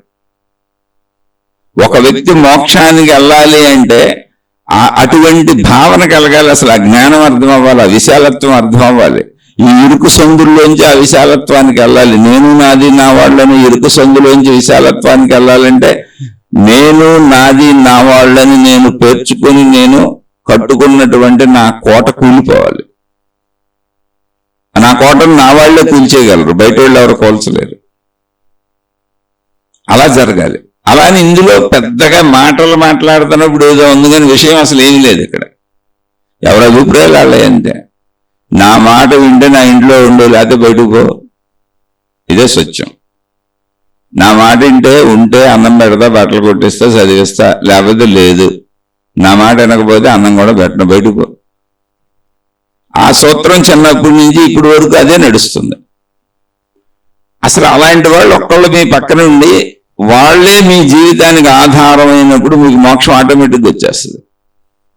అయితే చాలా మంది దాన్ని దుఃఖంగా తీసుకుంటారు. అయ్యో నా జీవితం దుఃఖమయం అయిపోయిందని. అది దుఃఖం కాదు, పాడు కాదు, ఏముంది, భావనే కదా. ఆ ఒక్కళ్ళతోనే ఎంత ప్రపంచం ఉంది, ఎంత విశాలత్వం ఉంది. మళ్ళీ భగవత్ సహాయాలు ఎన్ని ఉంటాయి, ప్రకృతి సహాయాలు ఎన్ని ఉంటాయి. వాళ్ళు ఇప్పుడు నా మాట వినకపోతే నీకేమీ చేయనన్నోళ్ళు వాళ్ళ మీద ఆధారపడిన దాన్ని ఇవ్వకుండా వాళ్ళు ఆపగలరేమో కానీ ప్రకృతి ఇచ్చే గాలిని ఆపగలరా, ప్రకృతిలో ఉన్న పంచభూతాలు సూర్యుడిని ఆపగలరా, నీటిని ఆపగలరా, ఆహార పదార్థాలు ఆపగలరా, ఏం ఆపగలరు? ఏమైనా ఆపగలిగితే వాళ్ళు ఇచ్చే ధనాన్ని ఆపగలరు. అది కూడా మనకు హక్కు ఉన్న చోట, లేని చోట మళ్ళీ వాళ్ళు ఏం చేయలేరు. ఎవరు ఇక్కడ ఎవరిని ఏమీ చేయలేరు. ఆశించే వాడికి ఆశ ఉండటం వల్ల బాధగా ఉంటుంది. ఆశ లేదనుకో అసలు బాధ లేదు. ఈ ఆశ కోసం గాలానికి చిక్కిన చేపలా కొట్టుకుంటూ ఉంటాం. అక్కడే మనం గాలానికి చేపలు పెట్టేవాళ్ళు ఏం చేస్తారంటే గాలానికి చిన్న ఎర్రని మాంసపు ముక్కను పెడతారు. చేపకేంటి చక్కగా మాంసపు ముక్కలు ఎక్కడ ఏం దొరికితే చిన్న చిన్న పురుగులు అయి తినేసి బతికేద్దామని చూస్తుంది. అది మంచి ఆహారం దొరికింది నంచుకు తినేద్దామని. అయితే దాని అవసరమో దాని కోరిక రెండోది. అందుకని అది మాంసం అనుకొని వచ్చి ఆ ఎర్రని తినేద్దామని చక్కగా ఎర్ర నోట్లో పెట్టుకొని కొరుకుద్ది. కొరకగానే ఎర్ర లోపల ముళ్ళు ఉంది, ఆ ముళ్ళు గుచ్చుకుంటుంది. అలాగే నీతో ఉన్న ఎవరైనా, నిన్ను ఉంచుకున్న ఎవరైనా, అంటే నేను ఉంచుకోవటం అంటే నీ వాళ్ళు ఎవరైనా, నీతో స్నేహితులైనా, బంధువులైనా, మిత్రులైనా, తల్లిదండ్రులైనా, అన్నదమ్ములైనా, అక్క చెల్లెలైనా, జీవిత భాగస్వాములైనా అసలు ఎందుకు వచ్చారు నీ దగ్గరికి? పిల్లలంటే మనం కన్నాం అనుకోండి, ఆ కన్నా పిల్లలకి అన్ని మనం చేయాలి, వాళ్ళకి కావాల్సిందేగా. పిల్లలు మన నుంచి కోరుకుంటారు, తల్లిదండ్రులు మన నుంచి కోరుకుంటారు, జీవిత భాగస్వామి మన నుంచి కోరుకుంటారు, ఇంచుమించు మనుషులందరూ కోరుకుంటూనే ఉంటారు. అయితే ఇక్కడ మనం పెట్టుకున్నటువంటి ధార్మిక పరమైన కుటుంబ బంధ చట్టాలలో తల్లిదండ్రుల ఆస్తులు పిల్లలకు వస్తాయని, వారసత్వం అని ఇలా పెట్టుకున్నారు. నీకు ఎప్పుడు ఇస్తారు? నువ్వు నా మాట ఇంటే ఇస్తాను.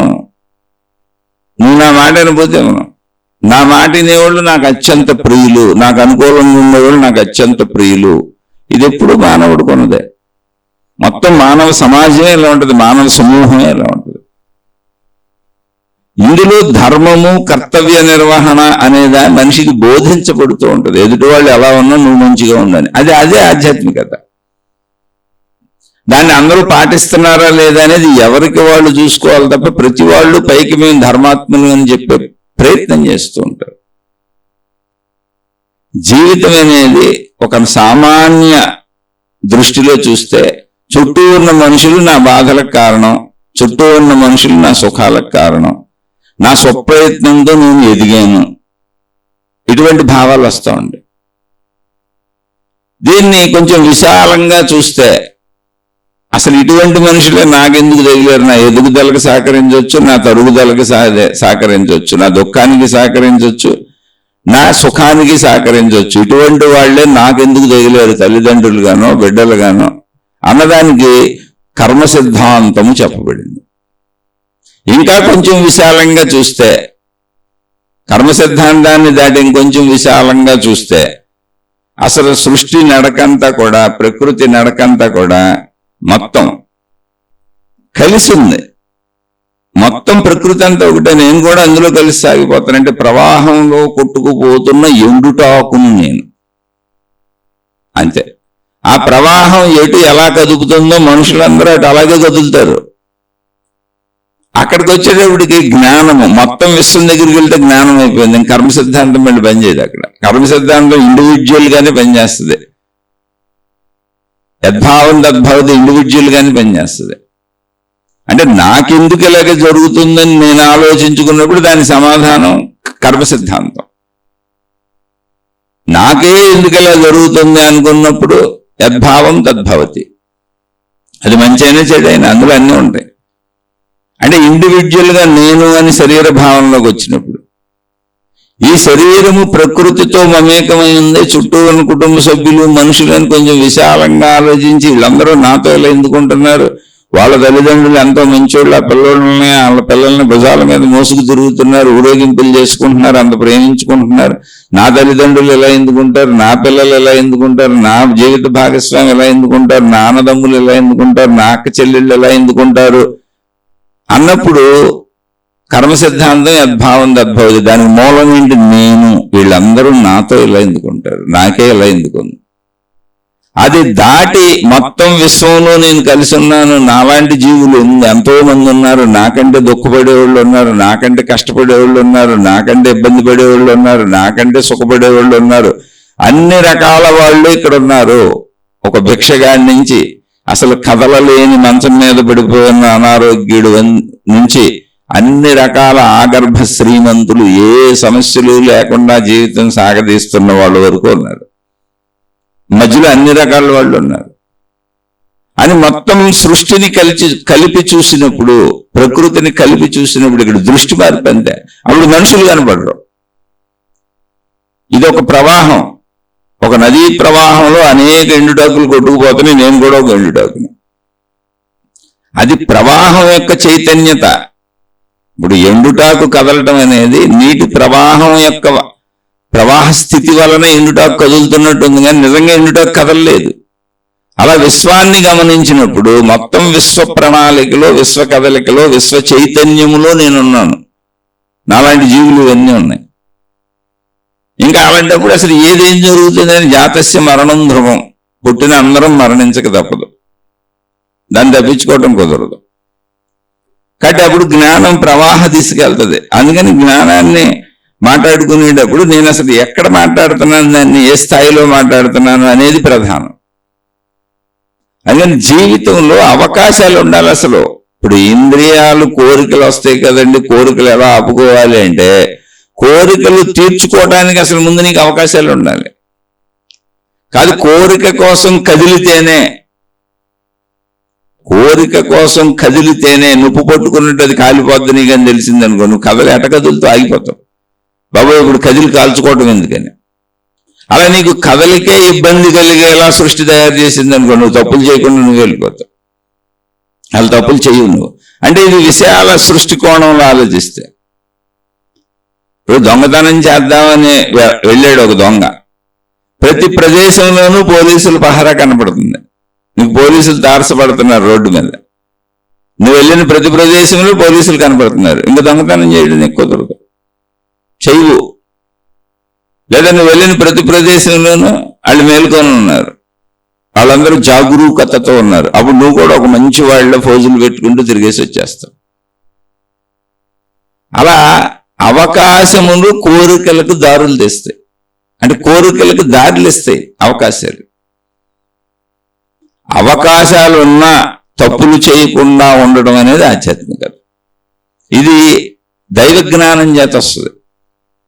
అవకాశాలు ఉంటే తప్పులు చేసేస్తారు చాలా మంది. అందుకే దైవత్వంలోకి వచ్చిన గురువులు, మహాత్ములు లాంటి అనేక మంది కూడా కాలగమనంలో జైళ్లలోకి వెళ్ళిపోయారు. అనేక సంవత్సరాలు భక్తులుగా, మహాత్ములుగా, గురువులుగా, సద్గురువులుగా చలామణి అయ్యి కోటాను కోట్ల మందిని భక్తి మార్గాల్లో నడిపిస్తున్నామని విపరీత ప్రచారాలు చేసిన వాళ్ళు ఇప్పుడు జైళ్ళల్లో ఉన్నారు చాలా మంది. కారణం ఏంటి అంటే అవకాశం దొరికితే తప్పులు చేశారు, అవకాశాలు లేనప్పుడు మంచి పనులే చేశారని. అవకాశం దొరికినా ఏమైనా అసలు నీ బుద్ధిలో తప్పు చేయాలనే ఆలోచనే రాకపోతే ఇది ఎప్పుడు వస్తుంది? ప్రతి తప్పుకి ఫలితము నేను అనుభవించక తప్పదు అనే కర్మ సిద్ధాంతపు సత్యము నీకు అర్థమైనప్పుడు, అవగాహన అయినప్పుడు ఒకటే. లేదా అసలు ఈ శరీరమే నేను కాదు, నేను అనంత ఆత్మశక్తి నేను, ఇటువంటి ఆ ఆత్మజ్ఞానంలో ప్రయాణిస్తున్నప్పుడు, ఆ ఎరుక అర్థమైనప్పుడు ఇక తప్పులు చేయాలని నీకు అనిపించదు. నొప్పు పట్టుకుంటే కాలుతుంది అని తెలిసినప్పుడు ఎలా నొప్పును పట్టుకోరో, ఒకవేళ తప్పనిసరిగా పట్టుకోవాల్సి వస్తే కాల్చుకుంటూనే పట్టుకుంటారు. అంటే అది ఎంత కాలుస్తుందో దానికి సిద్ధమై పట్టుకుంటారు. ఖచ్చితంగా ఎవరో పట్టుకోరు, పట్టుకుంటే సిద్ధమై పట్టుకుంటారు. అప్పుడు నీ కర్మ నువ్వే అనుభవించావు. ఈ సత్యాలు జీవితంలో అర్థమవుతా ఉంటాయండి. కొంచెం లోట్లు, కొంచెం కష్టాలు, కొంచెం ఇబ్బందులు, కొంచెం బాధలు, అసలు నిరంతరం నిన్ను వ్యతిరేకించే వాళ్ళు నీ పక్కనుంటే నువ్వు ఖచ్చితంగా మోక్షానికి వెళ్ళిపోతావు. మోక్షానికి మనుషులను చేర్చేది జ్ఞానం. అంటే మనిషిలో జ్ఞాన వికాసాన్ని కలిగించేది. మనుషులకి ఎప్పుడు కష్టాలు, ఇబ్బందులే, ఒక లేనితనం, ఒక లేమి. అది డబ్బనే కాదు, అన్ని. ఒక ప్రేమ లేనితనం, ఒక ప్రేమ దొరక్కపోవటం, డబ్బు దొరక్కపోవటం, అవసరానికి అన్నీ తగ్గిపోవటం, దొరక్కపోవటం, ఇబ్బందులు, ఇవి ఆలోచింపజేస్తాయి మనిషిని. అప్పుడు ఆలోచించాలి. ఇప్పుడు ఆకలిగానే అన్నం దొరికింది అనుకోండి, తినేసం, అయిపోయింది. కోరిక రాగానే తీరిపోతుంది, తెచ్చుకునే అవకాశం ఉంది, తీరిపోయింది, అయిపోయింది. అప్పుడు అసలు ఆలోచనతో పనే ఉంది. ఇంకా కోరుకుంటావు, ఇంకా కోరుకుంటావు, ఇంకా కోరుకుంటావు, ముందుకు వెళ్తానే ఉంటావు.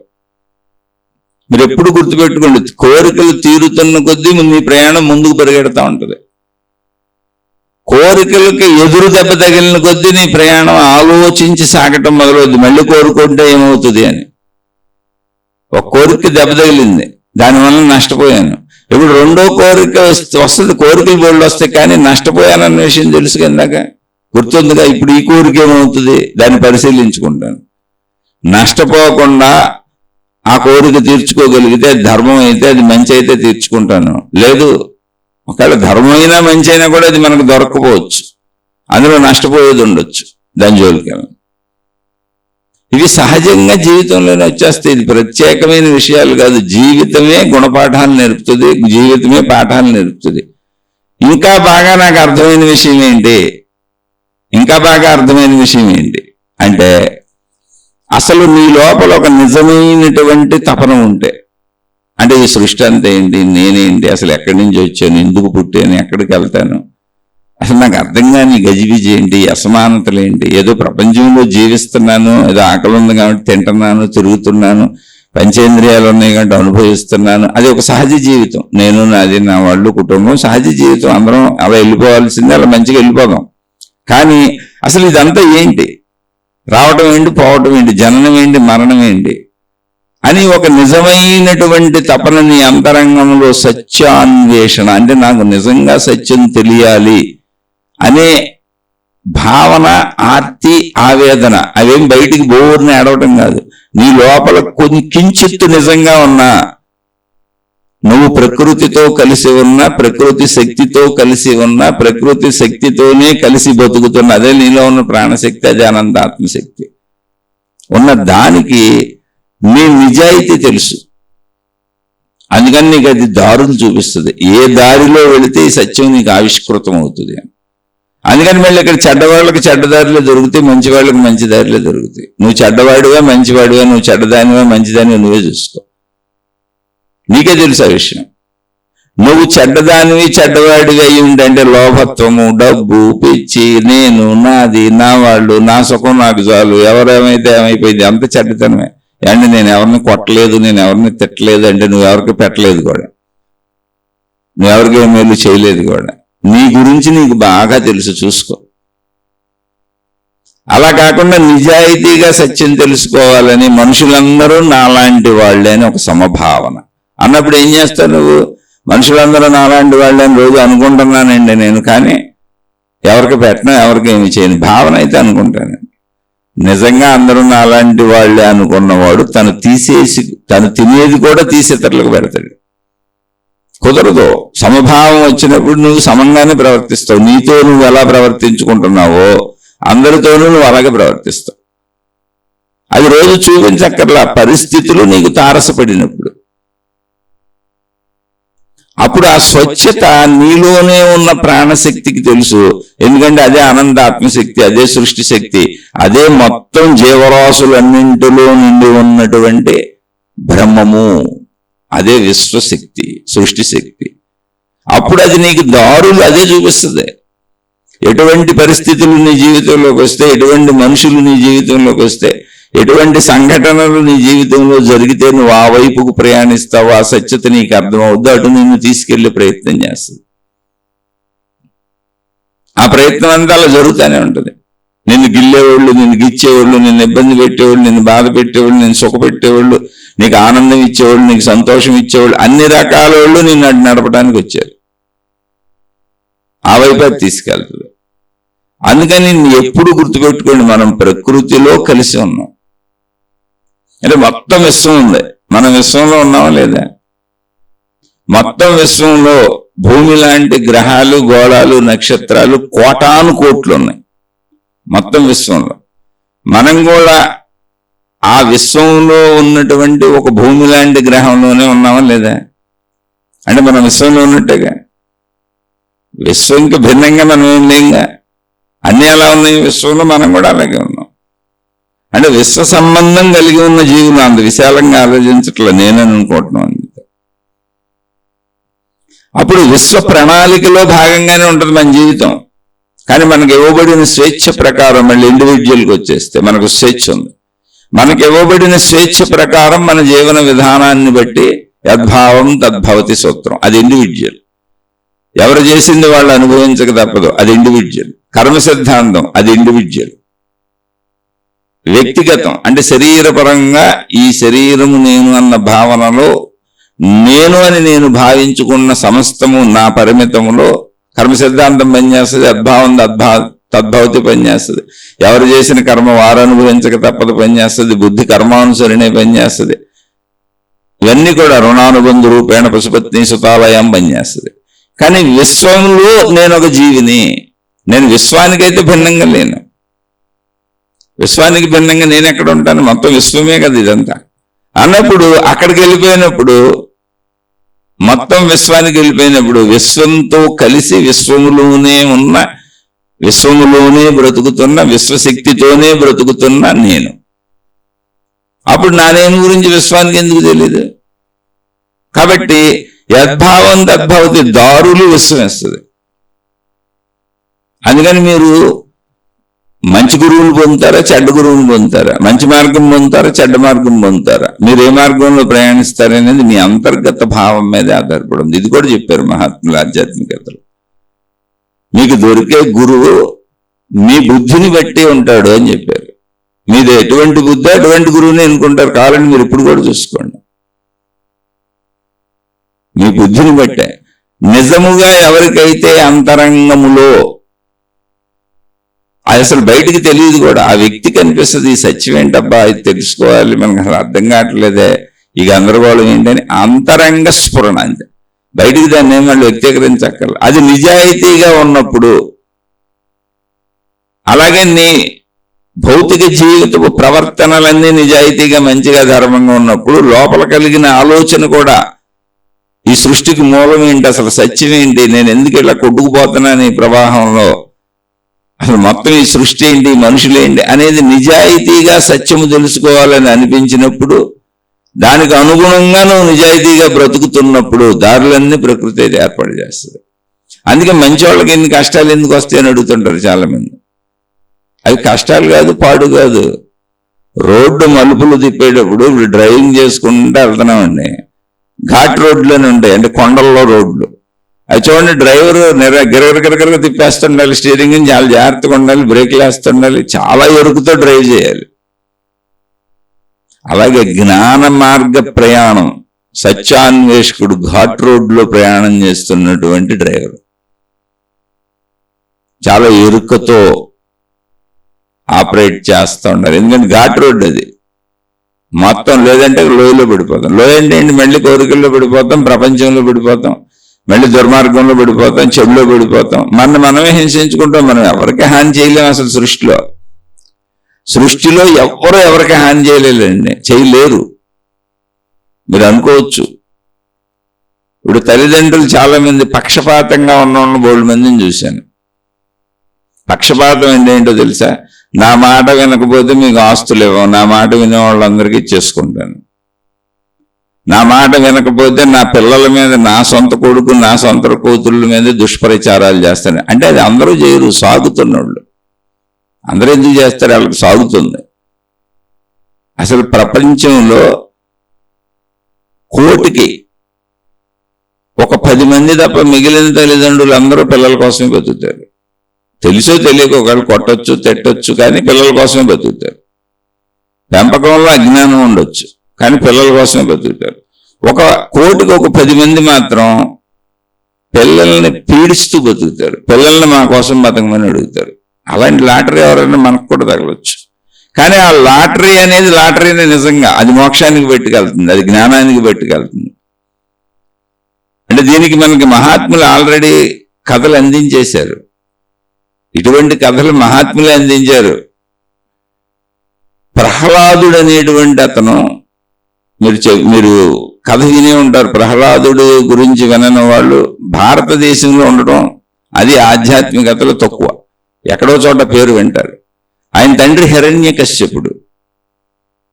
ప్రహ్లాదుడికి చిన్నతనంలోనే సజ్జన సాంగత్యం కలిగింది. నారద మహర్షి లాంటి వారి సాంగత్యం కలిగి ఆయన తల్లి అంటే ప్రహ్లాదుడు తల్లి హిరణ్యకశ్యపుడు భార్య. హిరణ్యకశ్యపుడు తపస్సుకు వెళ్ళిపోయినప్పుడు కొన్ని పరిస్థితుల రీత్యా నారద మహర్షి ఆశ్రమంలో ఉందాం, గర్భవతిగా ఉంది. ప్రహ్లాదుడు కడుపుతో ఉన్నాడు, ఆ కడుపులో ఉన్నాడు. అలా ప్రహ్లాదుడు ఆ వాతావరణంలో పెరిగాడు. ఇది భగవత్ వాతావరణం. నారద మహర్షి అంటే ఏముంది, మొత్తం భగవత్ వాతావరణంగా అక్కడ పెరిగాడు. ఆయనకి భగవంతుడి యొక్క సత్యత పుట్టుకతోనే అబ్బింది, గర్భంలోంచి అబ్బింది, పుట్టుకతోనే అబ్బింది. అలా ఆయన నేర్చుకున్నాడు దాన్ని. ప్రహ్లాదుడు ఎవరు, చిన్నవాడు, హిరణ్యకశిపుడు కొడుకు. హిరణ్యకశిపుడు భగవంతుడి కోసం తపస్సు చేసి వరాలు పొంది, తనకి చావులేని వరాలు అన్ని రకాలుగాను కోరేసుకొని పొంది, ఇక వచ్చి భగవంతుడిని నేనే, నన్ను పూజించండి అని మొదలుపెట్టాడు. మొత్తం రాజు ఆ రాజ్యానికి. అందరూ ఆయన్నే పూజిస్తున్నారు, మనకు పోయిందే ఉంది. ఇప్పుడు ఎవరేం చెబితే అది పాటిస్తాం మనం. ఇప్పుడు మన మతాల అనుసరణ, గురువుల అనుసరణ, మార్గ అనుసరణలు ఇవేగా, సమూహాలు అందరికీ ఉన్నాయిగా. అలా అందరూ పూజించడం మొదలు పెట్టారు. కానీ ప్రహ్లాదుడు చెప్పాడు తండ్రికి, నాన్న నువ్వు దేవుడు కాదు నాన్న, నువ్వెలా దేవుడు అవుతావు అని తండ్రిని ఎదిరించింది ఆయన కొడుకు ఒక్కడే. తండ్రి శ్రీమన్నారాయణుడు ఉన్నాడు అక్కడ. ఎందుకని అలా పెరిగాడు ఆ వాతావరణంలో, ఆ సత్యతను తెలుసుకున్నాడు ఆయన. అయితే ఇక్కడ విషయం ప్రహ్లాదుడు మంచోడా హిరణ్యకశిపుడు మంచోడా కాదు, తండ్రి కొడుకుల సంబంధాన్ని మీకు చూపిస్తుంది. అంటే నేను ఇది మహాత్ములు మనకు ఆల్రెడీ అందించేశారు పురాణాల్లో కథ రూపంలో. ఎందుకని అటువంటి తండ్రులు ఉంటారు, అటువంటి కొడుకులు ఉంటారు. ఎప్పుడూ తల్లిదండ్రులు పిల్లల కోసమే పరితపిస్తారనే భ్రాంతిలో ఉండబాకండి. హిరణ్యకశ్యపుడు లాంటి మనస్తత్వం ఉన్న తండ్రులు కూడా ఉంటారు అనేదాన్ని అక్కడ మనకు ప్రత్యక్షంగా చూపించారు. తన కొడుకుని అనేక రకాలుగా నాశనం చేసి చంపే ప్రయత్నం చేశాడు. అంటే ఏంటి, తనకి వ్యతిరేకత వస్తే, అదే రాక్షసుడు అంటే ఎవరు ఇప్పుడు అర్థమైంది. ఆయనకేం ప్రత్యేకత ఉండదు, ఆయనేం మనలో మనుషులాగానే ఉంటాడు. కానీ ప్రత్యేకత ఎక్కడుంది అంటే గుణంలో ఉంది. తనకి ఏదైనా ఇబ్బంది వస్తే, తనకి ఏదైనా బాధ వస్తే, తనని ఎవరైనా వ్యతిరేకిస్తే అది సొంత కొడుకైనా సరే చంపేస్తాడు కనకాడు. ఎంతటికైనా దిగిపోతారు వాళ్ళు. అంటే చావు దాకా వచ్చాడంటే ముందేం చేస్తారు, కొడతారు, తిడతారు, మార్చే ప్రయత్నం చేస్తారు, నాకు అనుకూలంగా ఉండమని అడుగుతారు, వాళ్ళ మీద దుష్ప్రచారాలు చేస్తారు, రకరకాలు చేస్తారు, ఆఖరికి చంపేసినా చంపేస్తారు. అంటే ఎంతవరకు ఒక మనిషి వెళ్ళగలుగుతాడని మ్యాక్సిమంలో చూపించారు హిరణ్యకశిపుడు ప్రహ్లాదుడిని చంపడం అనేది. అలాంటి తండ్రి నీకు వస్తే లాటరీ. ఎందుకో తెలుసా, నీకు నరసింహస్వామి వస్తాడు, నీకు నరసింహస్వామి వస్తాడు, అదే మోక్షం అంటే. వాళ్ళు చెప్పింది అది. నరసింహస్వామి నీ జీవితంలోకి వస్తాడు. ఇలా అనేక రకాలైనటువంటి కథల రూపంలో మనకి మనుషులు ఎలా ప్రవర్తిస్తారు అనేటువంటి విషయాల్ని, ఆ ప్రవర్తనను బట్టి వాళ్ళు ఏం పొందుతారు అనేటువంటి విషయాల్ని మనకి పూర్వపు మహాత్ములు అంటే మన ముందు తరాల వాళ్ళు జీవించారు, అనుభవించారు, రకరకాల మనుషుల్ని చూశారు. అవన్నీ మనకి ఆధ్యాత్మికతగా దైవీపరమైన విషయాలుగా అందించి మంచిగా బ్రతకండి అని చెప్పారు. అలాగే యయాతి అనేటువంటి ఒక అతను ఉంటాడు. యయాతి అనేటువంటి పేరు గల ఒక రాజు అతను సర్వసుఖాలు అనుభవిస్తూ హాయిగా బతుకుతూ ఉంటాడు. కానీ యవ్వనం జరిగిపోయి వృద్ధాప్యంలోకి వచ్చి సుఖభోగాలు అనుభవించలేకపోతా ఉంటాడు. అందుకని అతను భగవంతుడి గురించి తపస్సు చేస్తాడు. తపస్సు చేస్తే భగవంతుడు ప్రత్యక్షం అవుతాడు. అయ్యా నాకు నిత్య యవ్వనం కావాలని అడుగుతాడు. అంటే భగవంతుడు చెబుతాడు, లేదు నాయన, సృష్టి విధానాలు మారవు, పద్ధతులు అన్నీ అలాగే ఉంటాయి. నువ్వు ఇంత కష్టపడి తపస్సు చేసావు కనుక నీకు ఒక అవకాశం ఇస్తున్నా. ఏంటంటే ఎవరైనా వాళ్ళ యవ్వనాన్ని నీకు ఇచ్చి నీ వృద్ధాప్యాన్ని వాళ్ళు స్వీకరిస్తాను అంటే నువ్వు దాన్ని మార్చుకోవచ్చు, ఆ అవకాశం ఇస్తున్నాను. ఎందుకంటే నువ్వు ఇంత కష్టపడి తపస్సు చేసావు కాబట్టి అని చెప్పారు. వెంటనే వెళ్ళాడు, అందరినీ ఎంతో మందిని తెలిసిన వాళ్ళని అడిగాడు, అయ్యా మీ యవ్వనం నాకు ఇచ్చిన వృద్ధాప్యాన్ని తీసుకుంటారని. ఎవరికాళ్ళు మేమెందుకు ఇస్తామయ్యా బాబు, మేము యవ్వనమే కోరుకుంటున్నాం అన్నారు. అయితే ఆ తండ్రి పడుతున్న బాధ చూడలేక అతని కొడుకే అతనికి ఇచ్చాడు, నా యవ్వనాన్ని నువ్వు తీసుకున్నానా, నీ వృద్ధాప్యాన్ని నాకు ఇవ్వు అని. ఈ కథ ఎందుకు రాశారు, ఇటువంటి కథ ఎందుకు మనకు వినిపించారు అంటే, అలా కొడుకుల యవ్వనాన్ని హరించి వేసేటువంటి తండ్రులు ఉంటారు, అటువంటి తల్లులు ఉంటారు, అయితే అరుదుగా ఉంటారు. ప్రపంచంలో కథలన్నీ మనకు ఎలా అందించబడినాయి, అసలు మన సంస్కృతి ఏమి నేర్పింది, పుట్టుకతోనే ఏమి నేర్చుకోమంది, ఎక్కడైనా సరే వరల్డ్ వైడ్గా అది ఏ మతంలో అయినా సరే, మాతృదేవో భవ, నువ్వు దేవుణ్ణి పూజించడం కాదు నాయన, నీ మొదటి దేవత నీ దేవుడు నీ తల్లే. పితృదేవో భవ, నీ రెండో దేవుడు నీ తండ్రే. నీకు దేవుళ్ళు ఎవరండి? తల్లిదండ్రులు. ఆచార్య దేవో భవ, తాను ఆచరిస్తూ నీకు మంచి నేర్పే వాళ్ళు ఎవరున్నారో, జ్ఞానం ఎవరు నేర్పుతున్నారో, నువ్వు బ్రతకడానికి అవసరమైనటువంటి అన్ని నీకు ధర్మబద్ధమైన విషయాలు ఎవరు నేర్పుతున్నారో వాళ్ళు దేవుడితో సమానం. దేవుడని ఎక్కడ తిరుగుతావండి. అతిథి దేవో భవ, నాయన ఎవరైనా నీ చుట్టుపక్కల వాళ్ళు, తినడానికి లేని వాళ్ళు, నీకు తెలిసిన వాళ్ళు, లేదా నీ బంధువులు, నీ మిత్రులు, నీ ఇంటికి వచ్చిన వాళ్ళు, వీళ్ళంతా అతిథులు. అంటే నీవు దాకా ఇతరులు, వాళ్ళందరూ దేవుడితో సమానం, నీకుంటే కొంచెం వాళ్ళకి పెట్టవయ్యా. ఇదే దైవత్వం అని చెప్పారు. ఆ దైవత్వాన్ని మనుషుల్లో చూడు, మనుషుల్లో ప్రకటించు, నువ్వు అలా దైవత్వాన్ని మనుషుల పట్ల చూపించు అని చెప్పారు. అంటే మంచిగా బతకమనే మళ్ళీ. కాకపోతే తల్లిదండ్రులు ఎప్పుడూ ఉన్నత స్థానాల్లోనే ఉన్నారు, కానీ ఓ హిరణ్యకశిపుడు, ఒక యయాతి అక్కడక్కడ తగిలారు కదా, అలా ఉంటారు. ఇప్పుడు కూడా రోడ్ల మీద పిల్లల్ని పారేస్తున్న వాళ్ళు, చెత్త కుప్పల్లో పారేస్తున్న వాళ్ళు బోల్డ్ మంది ఉన్నారు. అంటే ఇవన్నీ ఎందుకు చెబుతున్నాను నేనంటే, అసలు మనం ఎలా ఉంటున్నామని మనం చూసుకోవాలండి. ఇక్కడ సోదరి నన్ను అడిగిన ప్రశ్న ఏంటంటే, అసలు మీరు చెడును తొలగించుకోమంటున్నారు కదా, చెడు అంటే ఏమిటి, ఎలా తొలగించుకోవాలి? రెండు, అన్న ఇంద్రియాలను మీరు ఎలా నియంత్రిస్తున్నారు? మనసు ఎన్నో కోరుకుంటుంది, రకరకాల అనుభవాలను ఆశిస్తుంది. కోరికలు ఉన్నప్పుడు వాటిని ఎలా అదుపులో ఉంచాలి? మీరు ఎప్పుడైనా గుర్తుపెట్టుకోండి, ఎవరికైనా కోరికలు ఉండొచ్చు, కానీ ఆ కోరికలు తీరుతాయి, తీరే అవకాశాలు ఉన్నాయి అన్నప్పుడు మాత్రమే మనసు పరుగులు పెట్టుద్ది. అంటే తీరే అవకాశాలు అంటే ధర్మంగా ఉండొచ్చు, అధర్మంగా ఉండొచ్చు, కానీ తీరటానికి అవకాశాలు ఉన్నాయి. అంటే ఇప్పుడు ఉదాహరణ ఊరికనే చెప్పుకుందాం, యవ్వనంలో ఉన్నాం మనం, మనకు భార్య ఉంది, భర్త ఉన్నాడు, పెళ్ళి అయిపోయింది, పిల్లలు ఉన్నారు, అన్నీ ఉన్నాయి. కానీ మనకి ఎదురింటి ఆవిడ అందంగా కనపడుతుంది, ఎదురింటి ఆయన అందంగా కనపడుతున్నాడు, కోరిక పడుతుంది. తప్పు మార్గంలో ఎవరికి తెలియకుండా తీర్చుకునే అవకాశం ఉంటే తీర్చేసుకుంటారు, అది కోరికే. అలాగే అట్లా తప్పు మార్గంలో డబ్బు సంపాదించేది అవకాశం ఉంటే సంపాదించేస్తారు, లంచాలు తీసుకుంటున్నారు, మోసాలు చేస్తున్నారు. అంటే అసలు తీరటానికి అవకాశం ఉండాలి కోరికకి తీరటానికి అవకాశం ఉంటేనే అది కుదురుతుంది. అసలు లంచాలు తీసుకోవడమే కుదరదు, ఏ మోసం చేయటం కుదరదు, ఏ తప్పు చేయటం కుదరదు, అటువంటి పరిస్థితుల్లో ఉన్నారు. ఏం చేస్తారు? ఒక ఖైదీ ఇప్పుడు జైల్లో ఉన్నాడు, అతనికి కూడా బోల్డ్ కోరికలు ఉన్నాయి, కానీ ఆ జైలు గోడల మధ్య ఉండాలి, ఎలా తీర్చుకుంటాడు?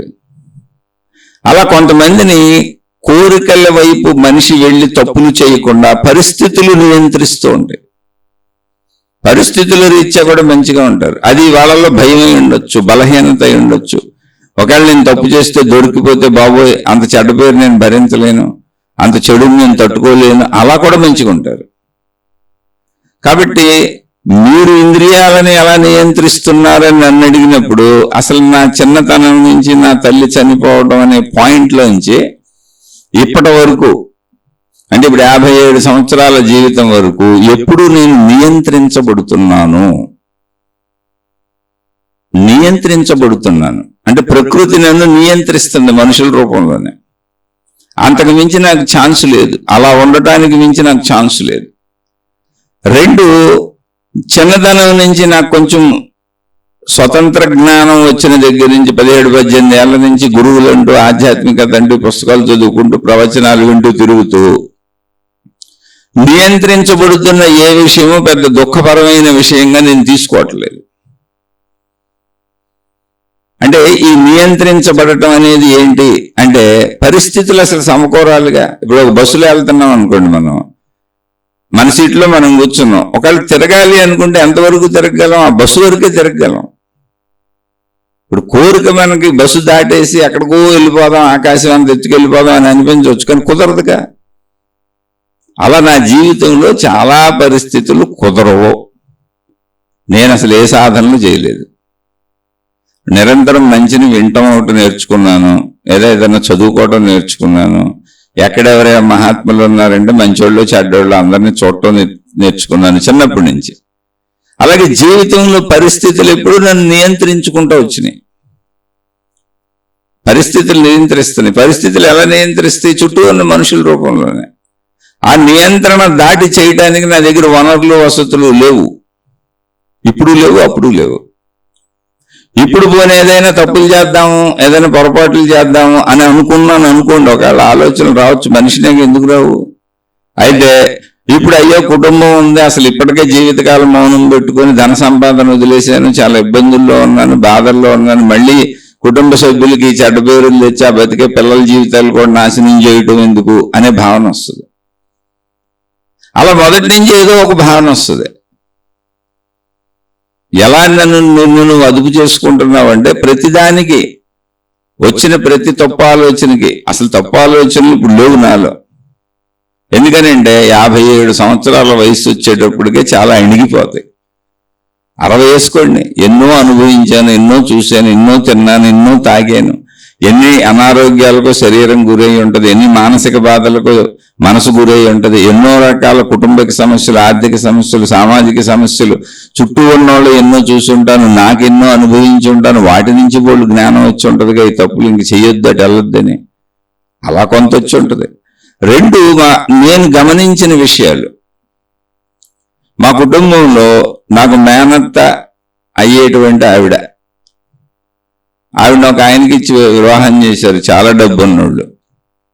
అతనికి అన్ని వ్యసనాలు ఉన్నాయి. తర్వాత తెలిసింది తాగుడు, పేకాట, ఇవన్నీ రకరకాల వ్యసనాలు ఉన్నాయి. తాగేసి పేకాడి మొత్తం డబ్బంతా పోగొట్టేసుకున్నాడు. అప్పటికి కొంతకాలం గడిచిపోయింది, పెళ్ళైపోయింది, 4 సంవత్సరాల పాప ఉంది. ఇద్దరు సూసైడ్ చేసి చచ్చిపోయారు. అప్పుల పాలు అయిపోయాడు. పాపను వదిలిపెట్టి ఇద్దరు సూసైడ్ చేసి చచ్చిపోయారు. అప్పుడు ఒకటి అనిపించింది, ఎలాంటి పనులు మనం ఎప్పుడు జీవితంలో చేయకూడదు. ఎందుకంటే ఇప్పుడు ఆ పాపను చూశాను, కొన్ని సంవత్సరాలు చూశాను. ఆ పాపను వాళ్ళ చుట్టాలు పక్క వాళ్ళు పెంచారు. చాలా హీనమైన దీనమైన బ్రతుకు. అళ్ళని వచ్చి మా ఇళ్ళకు కూడా వచ్చి పాపం వాళ్ళు పెంచలేక డబ్బులు అడిగేవాళ్ళు అందరినీ, ఏమన్నా కొంచెం సహాయం చేయండి, ఇలా పాపను పెంచుతున్నాము, వాళ్ళు చచ్చిపోయారు. అలా ఎంతో మందిని చూశాను. అప్పులు చేసి రోడ్లు పాలు అయిపోయిన వాళ్ళని చూశాను. మోసాలు చేసి సాగినంతకాలం సాగి ఊళ్ళు మార్చేస్తా తిరుగుతున్న వాళ్ళని చూశాను. సకల దరిద్రాలు జీవితంలో నా చుట్టుపక్కల మా బంధుమిత్రుల్లో చూశాను, మాకు ఆ చుట్టూ కుటుంబాల్లో చూశాను. వ్యభిచారాలు చేసి కుటుంబాలు పోషించుకుంటున్న వాళ్ళని చూశాను. ఆ వ్యభిచారాలు చేసి పోషించుకుంటున్న వాళ్ళ దగ్గర తిని తాగి వాళ్ళ అన్నదమ్ములు అక్క చెల్లెళ్ళు ఇలా ఉన్న వాళ్ళందరూ సర్వనాశనాలు అయిపోవటం చూశాను. అంటే వాళ్ళు పని చేసుకోగలరు, మంచి చేయగలరు. అలా అనేకం, ఒకటి కాదు, మీరు సమాజంలో చూస్తే ఎన్నో కనపడతాయి, మన చుట్టూనే ఉంటారు. అలా ఒక్కొక్కటి చూసినప్పుడల్లా ఈ తప్పు చేయకూడదు, ఈ తప్పు చేయకూడదు, ఈ తప్పు చేయకూడదు అని తెలిసింది. ఊరికినే ఇంట్లో కూర్చొని డబ్బులు నేను వడ్డీ వ్యాపారాలకి ఇచ్చి, డబ్బులు వడ్డీలకి ఇచ్చి వడ్డీ వ్యాపారాలు చేసి, వడ్డీ వ్యాపారం అంటే నేనేం కష్టపడను, నా దగ్గర డబ్బులు ఉన్నాయి, తాత మొత్తాల ఆస్తులు ఉన్నాయి, అవి నీకు వడ్డీకి ఇస్తాను, అధిక వడ్డీకి ఇస్తాను, ఇంట్లో కూర్చుంటాను, నువ్వు వడ్డీ కడతావు, అసలు తెచ్చిస్తావు, కాకపోతే నీ మీద దౌర్జన్యాలు చేస్తాను, లేదా ఇచ్చే ముందే నీ బంగారాలు నీ ఇళ్ళు తాకట్లు పెట్టుకుంటాను, అమ్మేసుకుంటాను. ఇలా చేస్తున్న వాళ్ళ కుటుంబాలు అన్నీ సర్వనాశనం అయిపోయినాయి. ఇలా చెబితే నాకు తెలిసినవి మీకు 100లో చెప్పచ్చు. అయితే ఆ సర్వనాశనాలు అవడానికి 10 ఏళ్ళు పెట్టింది, 15 ఏళ్ళు పెట్టింది, 20 ఏళ్ళు పెట్టింది, 25 ఏళ్ళు పెట్టింది, 30 ఏళ్ళు పెట్టింది, ఒక రోజులో జరగలయ్యి. అలా వరుసగా నా జీవితంలో అన్ని చూసుకుంటూ వస్తున్నాను. మంచోళ్ళకి ఏం జరిగింది, చెడ్డోళ్ళకి ఏం జరిగింది, మంచోళ్ళకి ఏం జరుగుతుంది, చెడ్డోళ్ళకి ఏం జరుగుతుంది. మంచిగా ఉన్న వాళ్ళందరూ కాపాడబడుతూ ఉన్నారు, చెడ్డగా ఉన్న వాళ్ళందరూ నాశనం అయిపోతూ ఉన్నారు. ఇదంతా కాల గమనంలో జరుగుతుంది. 10 ఏళ్ళ, 20 ఏళ్ళ, 30 ఏళ్ళ, 40 ఏళ్ళ అలా జరుగుతుంది. అప్పుడు ఏమైంది, ఇప్పుడు ఏదైనా ఒక చెడ్డ ఆలోచన వచ్చింది అనుకో, ఎందుకు దాని ఫలితం ఎప్పటికైనా అనుభవించక తప్పదని తెలుస్తుంది. అయితే ఈ గమనిక ఇవన్నీ ఎందుకు వచ్చినాయి అంటే, చిన్నతనం నుంచి మళ్ళీ మహాత్ములు అంటూ తిరిగాను, భక్తి అంటూ తిరిగాను, దేవుళ్ళు అంటూ తిరిగాను, మతాలు అంటూ తిరిగాను, గురువులు అంటూ తిరిగాను, ఆ గ్రంథాలు చదువుకుంటూ తిరిగాను. అది ఎంతవరకు ప్రయాణించాను అప్పటి నుంచి ఇప్పటి వరకు అంటే ఒక 18 ఏళ్ల వయసు నుంచి లెక్కేసుకోండి, పోనీ ఒక 20 వేసుకోండి, ఇప్పుడు 57, 37 ఏళ్ళు, సుమారు 40 ఏళ్ల ప్రయాణం. అలానే ఏం గొప్ప ప్రయాణం ఏం చేయలే. ఇప్పుడు కూడా సినిమాలు చూస్తాను, మామూలుగానే ఉంటాను ఇంట్లో. కానీ ఈ శీర్షికలు మీతో పంచుకోవడం అనేది ఆపను. ఇప్పుడు ఈ శీర్షికలు మీతో ఎలా పంచుకుంటున్నానో సుమారు ఇది మొదలుపెట్టి 3-4 సంవత్సరాలు అయింది. అలాగే 18 ఏళ్ల వయసు నుంచి రోజు ఎంతో కొంత టైం ఇలా కేటాయిస్తూనే ఉన్నా. అది చదువుకోవడానికో, అది తెలుసుకోవడానికో, మళ్ళీ అలానే సినిమాలు, షికార్లు, చదువులు, ఇళ్ళు, కుటుంబాలు, గొడవలు, గోళ్ళు అన్నీ చేస్తూనే ఉన్నా, అన్నీ జరుగుతూనే ఉన్నాయి. అన్నీ కలిసి నడిచినవి. నాలో అసలు ఏ గొప్పతనం లేదు, అందుకే సామాన్యుడను అని చెబుతాను. అయితే చాలా వరకు నన్ను పరిస్థితులు నియంత్రించినాయి. నా చుట్టూ ఉన్న మనుషుల రూపంలో పరిస్థితులు నియంత్రించినాయి. ఆ నియంత్రణలో నేను చేయటానికి స్వేచ్ఛ లేదు. బస్సులో వెళ్ళేవాడు బస్సు అంత దూరం మాత్రమే నడవగలడు. ఆ బస్సు వెళ్తున్నంతసేపు ఇంకా అంతే, ఆ బస్సు వరకే అతని పరిమితి. ట్రైన్లో ఉన్నాడు ట్రైన్ వరకే పరిమితి, విమానంలో ఉన్నాడు విమానం వరకే పరిమితి. అలాగే ఏ ఏ పరిస్థితుల్లో, ఏ ఏ ప్రదేశాలలో, ఏ ఏ అవకాశాలు, వసతులు, వనరులతో మీరు పుడతారో అంతవరకే మీ పరిస్థితి. అది దాటి మీరు వెళ్ళలేరు, అనుకుంటారు ఊరికినంతే. దొంగతనం చేయాలన్నా కూడా అవకాశాలు ఉండాలి, తప్పులు చేయాలన్నా కూడా అవకాశాలు ఉండాలి, మోసాలు చేయాలన్నా కూడా అవకాశాలు ఉండాలి. అవకాశాలు కుదరని చోట నువ్వు తప్పు కూడా చేయలేవు, అవకాశాలు కుదరని చోట నువ్వు మంచి కూడా చేయలేవు. కానీ మంచిగా ఉండటం అనేది కనీసం మాటలో అయినా మంచిగా ఉండొచ్చు. పెద్ద పెద్ద అవకాశాలు కుదరకపోవచ్చు, కానీ మంచిగా ఉండటం, చెడ్డగా ఉండటం అనే దాంట్లో అన్ని చోట్ల ఎంతో కొంత అవకాశం కుదురుతుంది. తీవ్రమైన చెడులు చేయాలి, ఏదైనా అవకాశం కుదరాలి. తీవ్రమైన మంచులు చేయాలి, అదైనా అవకాశం కుదరాలి. అందుకని అవకాశాలు సృష్టి నుంచి లభిస్తాయి. నేను అందుకే ఇండివిజువల్గా అయితే కర్మ సిద్ధాంతము, నేను, నాది, నా వాళ్ళు అని ఇండివిజువల్గా తీసుకొని నాకే ఎందుకు ఈ కష్టాలు, నాకే ఎందుకు ఈ సుఖాలు అని అనుకుంటే రుణానుబంధ రూపేణ పశుపత్ని సుతాలయాం యద్భావం తద్భవతి బుద్ధి కర్మానుసరణే, ఎవరు చేసిన కర్మ వారు అనుభవించక తప్పదు. ఇటువంటి సూత్రాలన్నీ వస్తాయి. ఇండివిజువల్గా ఉన్నప్పుడు అదే కరెక్ట్. ఈ ఇండివిజువల్గా ఉన్న మనిషి ఎక్కడున్నాడు? మొత్తం విశ్వంలో కలిసి ఉన్నాడు, విశ్వంలోనే ఉన్నాడు, విశ్వంతోనే ఉన్నాడు. బ్రతికేది కూడా విశ్వంతోనే, శరీరం కూడా విశ్వంతోనే తయారైంది. ఎందుకంటే నా పుట్టుక నా తల్లిదండ్రుల నుంచి వచ్చింది, అది కూడా వాళ్ళ కామ కోరికల కలయిక నుంచి వచ్చింది. మళ్ళీ ఆ కలయిక ఏర్పాటు చేసింది సృష్టి. అక్కడి నుంచి నా శరీరం దానంతటా అదే పెరిగిపోతుంది, నా ప్రమేయం లేదు. మరణం కూడా దానంతటా అదే వస్తుంది, అక్కడ నా ప్రమేయం లేదు. నా ప్రమేయం ఉన్నది మధ్యలో నేను జీవిస్తున్నానని ఇలా మనం చెప్పుకుంటున్న విషయాలు. కాబట్టి మొత్తం విశ్వపరంగా ఆలోచించినప్పుడు కర్మ సిద్ధాంతం పనిచేయదు. విషయపరంగా అంటే ఇండివిజువల్గా ఉంటేనే కర్మ సిద్ధాంతం పనిచేస్తుంది. విషయపరంగా మొత్తం విశ్వంతో కలిసి సాగిపోతున్నాను అన్నప్పుడు జ్ఞానభావంలోకి వెళ్ళిపోయాను, అనంతత్వంలోకి వెళ్ళిపోయాను. ఒక విశ్వ నడక, నదీ ప్రవాహంలో కొట్టుకుపోతున్న ఆకువలే విశ్వ నడకలో సాగిపోతున్నాను. విశ్వం నాకు ఏం ఏర్పాటు చేసిందో అది సాగుతున్నాయి. విశ్వ నడకలో నా జీవితం ఇలా ఉంది. విశ్వం నన్ను నియంత్రించింది, విశ్వం నాకు స్వేచ్ఛనిచ్చింది. ఎంత స్వేచ్ఛనిచ్చిందో అంత అనుభవించాను, ఎంత నియంత్రించిందో అంత ఉన్నాను. నా వరకు నా జీవితానికి తప్పులు చేయటానికి నాకు అవకాశాలు విశ్వము కల్పించలేదు. నేను దీనికి బీజం ఎక్కడ పడింది అనుకుంటే, దీనికి బీజం నా తల్లి చనిపోవటం అనే పాయింట్లోనే పడింది. నన్ను గారం చేసిన వాళ్ళు లేరు, నన్ను బొజ్జగించిన వాళ్ళు లేరు, నన్ను లాలించిన వాళ్ళు లేరు, నన్ను మురిపంగా చూసిన వాళ్ళు లేరు. అందుకని నాలో అహం పెరగడానికి చిన్నప్పటి నుంచి ఛాన్స్ లేదు. పైగా అహాన్ని నిరంతరం తుంచేస్తూ, కొడుతూ, తిడుతూ, ఇప్పటికి కూడా ఈ రోజుకి కూడా మీతో ఈ శీర్షికలు పంచుకుంటున్న స్థితిలో ఇప్పుడు ఈ శీర్షికలు పంచుకుంటున్నానని మొత్తం మా వాళ్ళు నన్ను విమర్శించేటువంటి వాళ్ళు మాయవాళ్లే, మా కుటుంబ సభ్యులే. ఎందుకని వాళ్ళు వేరే మార్గాలలో వేరే నిర్మించుకున్నారు. అంటే ఏంటి, ఈ రోజుకి కూడా నాకు వ్యతిరేకత ఉంది. ఎక్కడ ఉంది? నా మూలంలోనే ఉంది, నా సొంతంలోనే ఉంది. అప్పుడు నియంత్రణ కాకేమవుతుంది నాకు? అందుకని మౌనం పెట్టుకున్నాను, ఎవరిని అనేది లేదు, ప్రశాంతంగా ఉన్నాను. అది మీరు అడుగుతున్నారు కాబట్టి నేనేదో పెద్ద గొప్పగా సాధించేశానని అనుకుంటారేమో. నేను సాధించింది ఏమీ లేదు, ఏ సాధనలో నేను చేయలేదు. ఊరికనే వదలకుండా 4 మంచి విషయాలు తెలుసుకుంటా వచ్చాను. ఇప్పుడు 4 మంచి విషయాలు మీతో పంచుకుంటా వస్తున్నాను. మళ్ళీ ఇప్పుడు కూడా ఈ శీర్షికలు పంచుకున్నాక కూడా ఏదో ఒకటి వింటూ ఉంటాను, ఏదో ఒకటి చదువుకుంటూ ఉంటాను, లేదా మామూలుగా సినిమాలు చూసుకుంటాను, మా కుటుంబ సభ్యులతో మామూలుగానే ఉంటాను. ఇప్పటికీ ప్రస్తుతం 5 సంవత్సరాల నుంచి ఇంట్లోనే కూర్చున్నాను, మౌనంగా ఉన్నాను, ధన సంపాదన లేదు, అన్నీ వదిలేశాను, అసలు ఏ మార్గం లేదు నాకు ఇప్పుడు. పాత ధనం ఉన్నదాంతో ఇప్పటికే ఒక ఇల్లు కట్టుకున్నాను, అందులో ఉంటున్నాను, ఉండటానికి ఇబ్బంది లేదు. పాత దాచుకున్న ధనం ఏదో కొద్దిగా కొనుక్కున్న బంగారాలు ఉంటాయి అమ్ముకొని, అలా ఉన్నాటిని అమ్ముకొని ఉన్నది తింటూ బతుకుతున్నాం. నా పిల్లలు సెటిల్ అవ్వడానికి దగ్గరికి వచ్చారు. మా అమ్మాయి చదువు అయిపోయింది, ఏదో ఉద్యోగం చిన్నది వచ్చింది, చేసుకుంటుంది. మరి అది ఎంతకాలం ఎటు వెళ్తారో నాకు తెలియదు. మా అబ్బాయి ఇంకొంచెం చదువుకోవాలి, ఇంజనీరింగ్ 3rd ఇయర్లో ఉన్నాడు. 4th ఇయర్కి చేసుకుని ఏదైనా ఉద్యోగంలోకి వెళ్తాడా, లేదా ఇంకొంచెం కొద్దిగా చదువుతాననే ఉద్దేశం ఉంది అతనికి. మా అమ్మాయి MS పూర్తి చేసుకుంది. మా అబ్బాయి కూడా ఇంకొంచెం పైన చదువుదాం అనుకుంటున్నాడు. అలా చదివించడానికి కూడా ఇబ్బంది అయితే ఏమీ లేదు. ఏముంది, ఉన్న ఇల్లు అయినా అమ్మేయచ్చు, లేదా 1-2 స్థలాలు ఉన్నాయి అమ్మేయచ్చు. కానీ ఆర్థికత నాకు లోటుగానే ఉంది. ఉన్నాయి అమ్ముకు తిని బతుకుతున్నాను అంతే.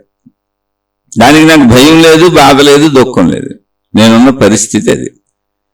అవసరమయ్యి ఒకవేళ ఆర్థికతలోకి వెళ్ళవలసి వస్తే అప్పుడు మళ్ళీ ఆలోచించుకుంటాను, ఏదో నేను చేయగలిగింది నేను చేస్తాను, తప్పకుండా ఆర్థిక సంపాదనకి వెళ్తాను. అయితే మా పిల్లలు సెటిల్ అయ్యి వాళ్ళు ఎలా సెటిల్ అవుతారో చూసి, వాళ్ళు ఏదైనా ఎందుకు నాన్న అన్నం మేమే పెడతాము, నువ్వు మళ్ళీ ఇప్పుడు వెళ్తాం ఎందుకులే అంటే, ఇదిగో ఈ ఆధ్యాత్మిక మార్గంలో ముందుకి బాణంలాగా దూసుకుపోతాను. అందుకని నాకు మళ్ళీ నేచర్ ఎటువంటి అవకాశాలు ఇస్తుందో తెలియదు, అది భవిష్యత్తులో చూడాలి. లేదు వాళ్ళ బతుకులు వాళ్ళు బతుకుతారు, మళ్ళీ నాకు ధన సంపాదన అవసరం వచ్చింది, తప్పని పరిస్థితి అయింది, లేదా పిల్లలకు కూడా అవసరమైంది, ఏం పరిస్థితులు వస్తాయో తెలియదు కదా.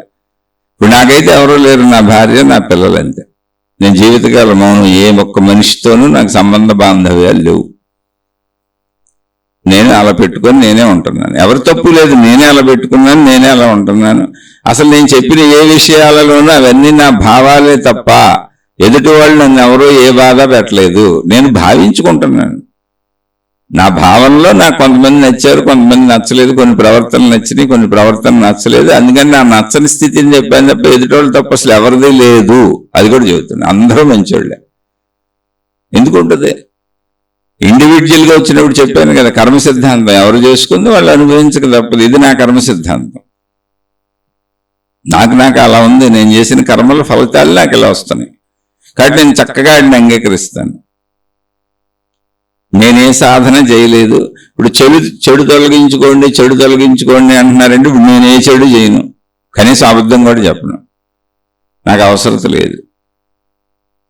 ఆ చెడు అంటే ఏంటి అంటే, ఎందుకు ఇతరులకు అబద్ధం ఎందుకు చెప్పాలి, ఇతరులకు హాని ఎందుకు కలిగించాలి, ఇతరులను మోసం ఎందుకు చేయాలి? ఇతరులు ఇబ్బంది పడే పని ఏదైనా చెడండి. ఇతరులకు ఇబ్బంది లేకుండా నీ జీవితం ఎంత జీవించుకున్నా అందులో తప్పులేదు. అంటే ఇతరులకు ఇబ్బంది లేని అబద్ధం నువ్వు చెప్పినా తప్పులేదు. ఇతరులకు ఇబ్బంది లేని అబద్ధాలు కూడా ఉంటాయి, ఇతరులకు మేలు చేసే అబద్ధాలు కూడా ఉంటాయి. ఇప్పుడు పిల్లోడికి డాక్టర్ జలుబో దగ్గు వస్తే దగ్గు ముందో రాశాడు, పిల్లోడు నేను వేసుకొని అంటున్నాడు. అబద్ధం చెప్పేయచ్చు, కోపం తెచ్చుకొని కోపగించుకునేయచ్చు, భయపెట్టేయచ్చు, రకరకాల పనులు చేయొచ్చు. అవన్నీ పిల్లోడు మేలు కోసం, ఇతరుల మేలు కోసం చెప్పే అబద్ధం నిజమే అవుతుంది. ఇతరుల మేలు కోసం చెప్పే నిజం ఎప్పుడూ కూడా, ఇతరుల మేలు కోసం చెప్పే అబద్ధం ఎప్పుడూ నిజమే అవుతుంది. అక్కడ అబద్ధమా నిజమా కాదు, ఇతరులకు హాని మేల అంతే. ఇతరులకి హాని చెడు, వాళ్ళ ఇంట్లో సొంత కుటుంబ సభ్యులైనా కావచ్చు, అది మనశ్శాంతి రూపంలో కావచ్చు, ఒక మాట నువ్వు స్పీడ్గా అంటే వాళ్ళు బాధపడవచ్చు. అటువంటివి చేయకుండా మీరు ఎలా జీవించినా పర్వాలేదు, అది చెడు. అంటే మాటలతో కూడా బాధ పెట్టబాకండి, ప్రవర్తనతో కూడా బాధ పెట్టబాకండి. అలానే అసలు నువ్వు బతుకుంటేనే మాకు బాధ అని మనం ఎవరిని ఏ బాధ పెట్టకపోయినా, ఏమీ కల్పించుకోకుండా మనం ప్రశాంతంగా జీవిస్తున్నా, నువ్వు బ్రతుకుండటమే మాకు బాధ, నువ్వు అసలు అలా కదలటమే మాకు బాధ, నువ్వు కూర్చోవటమే బాధ, నువ్వు నుంచోవటమే బాధ, నువ్వు కనపడటమే బాధ, నువ్వు మాకు అనుకూలంగా లేకపోవటమే మాకు బాధ అంటే వాళ్ళకు నమస్కారం పెడతాం, మౌనంగా ఉండటం తప్ప మనం ఏం చేయగలం? నేను అదే చేశాను.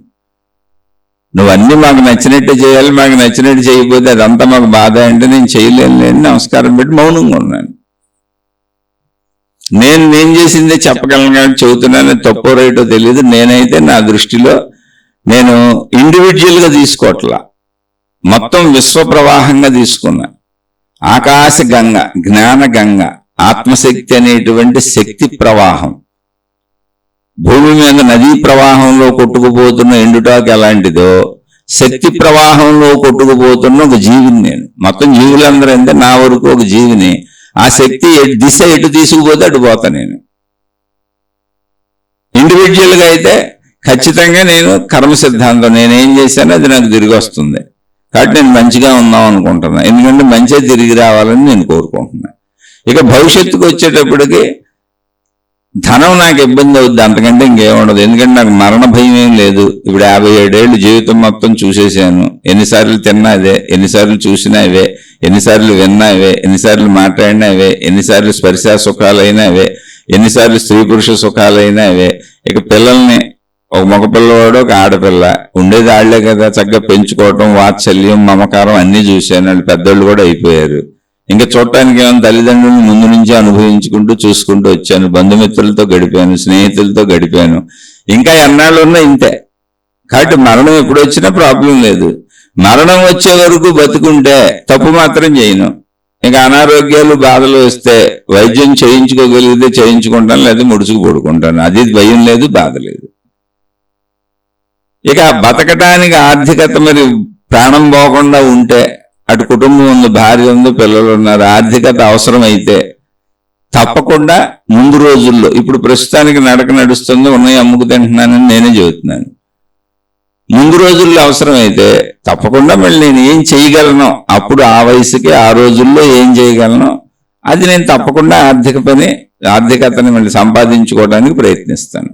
అయితే అది ప్రయత్నించవలసిన స్థితి నాకు వస్తుందా రాదా అనేది కాల నిర్ణయంలో ఉంది. ఒకవేళ రాకపోతే, ఇంకా ఒకవేళ ఆర్థిక స్థితికి వెళ్ళవలసిన అవసరం లేకుండా ప్రాణం ఉండి, ఇంకా బతుకుండి, శరీరం ఉండి, ఓపిక ఉండి అన్నీ ఉంటే ఖచ్చితంగా మోక్షానికి వెళ్ళి ప్రయత్నం చేస్తాను. ఇలా మీతో శీర్షికలు పంచుకుంటూ ఇంకా ముందుకు వెళ్తాను, ఇంకా కొంచెం స్పీడ్గా వెళ్తాను.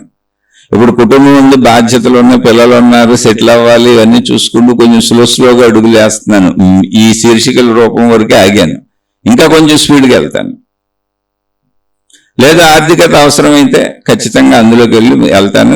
రాబోయే రోజులు ఎలా ఉంటాయో నేను చెప్పలేను. ఒకటి మాత్రం చెప్పగలను, పొరపాటును కూడా నా నుంచి చెడు అనేది ఉండదు. నాకు చెడు చేసిన వాళ్ళకు కూడా చెడు చేయను. నన్ను ఇబ్బందులు పెట్టిన వాళ్ళని కూడా నేను ఎటువంటి ఇబ్బంది పెట్టను. నేను అసలు ఎవరి జోలికి వెళ్ళను. నేను ఖచ్చితంగా మంచిగానే బతుకుతాను. దీనికి నేను ఏ నియంత్రణలు చేసుకోవటం లేదు, ఏ రకరకాల సాధనలు చేయటం లేదు. ప్రశాంత జీవితం గడుపుతున్నాను. ఇలా మీతో శీర్షికలు పంచుకుంటున్నాను. హాయిగా ఇంట్లో నా పనులేంటో చూసుకుంటున్నాను.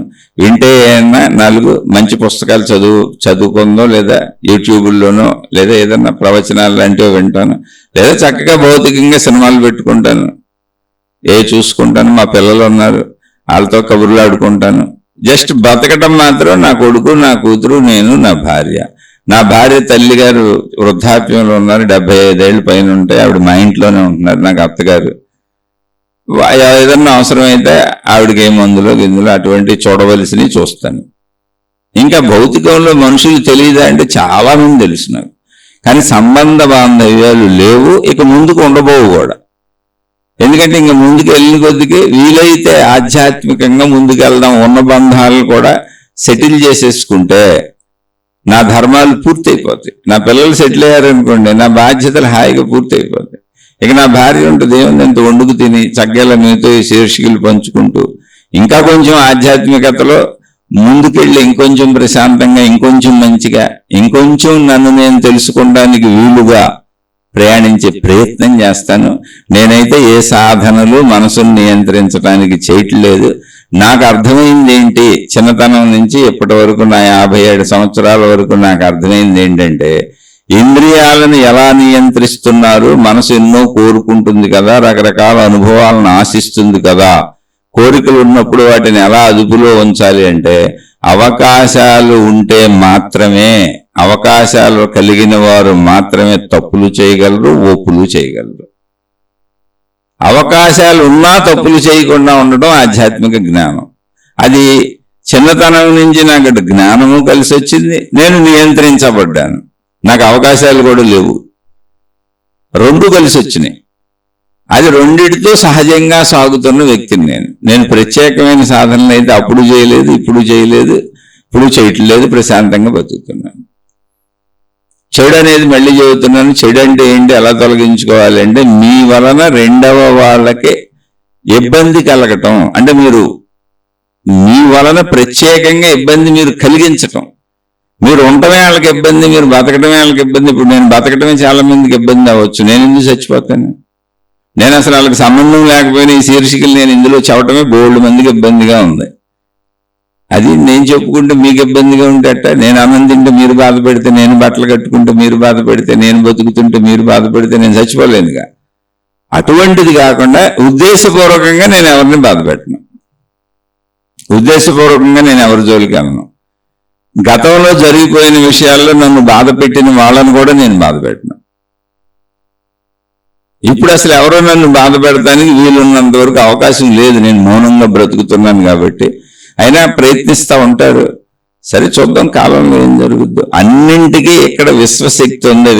ఇండివిజువల్గా నేను చెబుతున్న విషయాలు, విషయపరంగా వస్తే విశ్వశక్తి ప్రవాహంలో కొట్టుకుపోతాను ఎండుటాకుని నేను, అది ఎడి తీసుకుపోతట్టు పోతాను. ఆలోచించి చూడండి, అర్థమైతే మీ జీవితానికి ఏమన్నా ఉపయోగపడుతుంది అనుకుంటే విషయాలు తీసుకోండి. పర్సనల్గా నన్ను మీరేంటని అడిగారు కాబట్టి నాయ మాట్లాడాను. ఇందులో ఏమన్నా మంచి ఉంటే తీసుకోండి, చెడు ఉంటే వదిలేసేయండి. చెడుని అసలు ఎప్పుడు తీసుకోబాకండి. అలాగే నా పర్సనల్తో పని ఏం లేదు, జీవితం అలా సాగుతూ ఉంటుంది. నాకంటే అద్భుతమైన జీవితాలు ఎన్నో, నాది అసలు నా జీవితంలో ఏ అద్భుతం ఉండదు, అది సామాన్య జీవితం. చిన్నప్పుడే తల్లిని బాగొట్టుకున్నాను, ఎవరో ఆప్తులు అనే వాళ్ళందరినీ బాగొట్టుకున్నాను. బాగా క్లోజ్గా వచ్చిన స్నేహితులు కూడా ఏదో ఒక కారణాల చేత వదిలిపెట్టి వెళ్ళిపోయారు. అంటే మనసుకు దగ్గరకు వచ్చి బాగా దగ్గర మన అన్న బంధాలన్నీ నేను తోసుకుంటూ వెళ్ళిపోయినాయి. అది సృష్టి క్రమంలో జరుగుతున్నది. ఎవరో ఇక్కడ తప్పు లేదు, రైట్ లేదు. అందుకే ఆ విషయాలు ఏంటో కూడా చెప్పను, వాళ్ళు ఎవరో కూడా చెప్పను. ఎందుకు, ఇదంతా ఒక ప్రవాహం కొట్టుకుపోతున్నాం అంతే. అందుకని ఆధ్యాత్మికత అర్థమైంది, హాయిగా బతుకుతాను, ఆనందంగా ఉంటాను. నాకే దుఃఖాలు లేవు, నాకే బాధలు లేవు, నాకే కష్టాలు లేవు. లేవంటే అన్నీ ఉన్నాయి, కానీ అవి నన్ను బాధించవు. ఎందుకని బతకటం చక్కగా అలవాటు చేసుకున్నా శాంతిగా ఉంటాను. అలా మీరు కూడా శాంతిని అలవాటు చేసుకోండి. ఏదైనా మంచి ఉంటే తీసుకోండి. ఎవరిని ఉద్దేశపూర్వకంగా బాధ పెట్టకండి. మీ మీద ఎవరైనా ఊరికనే పడి ఏడుస్తుంటే అది పట్టించుకోబాకండి, ఎందుకంటే తెలియనితనం అంతే.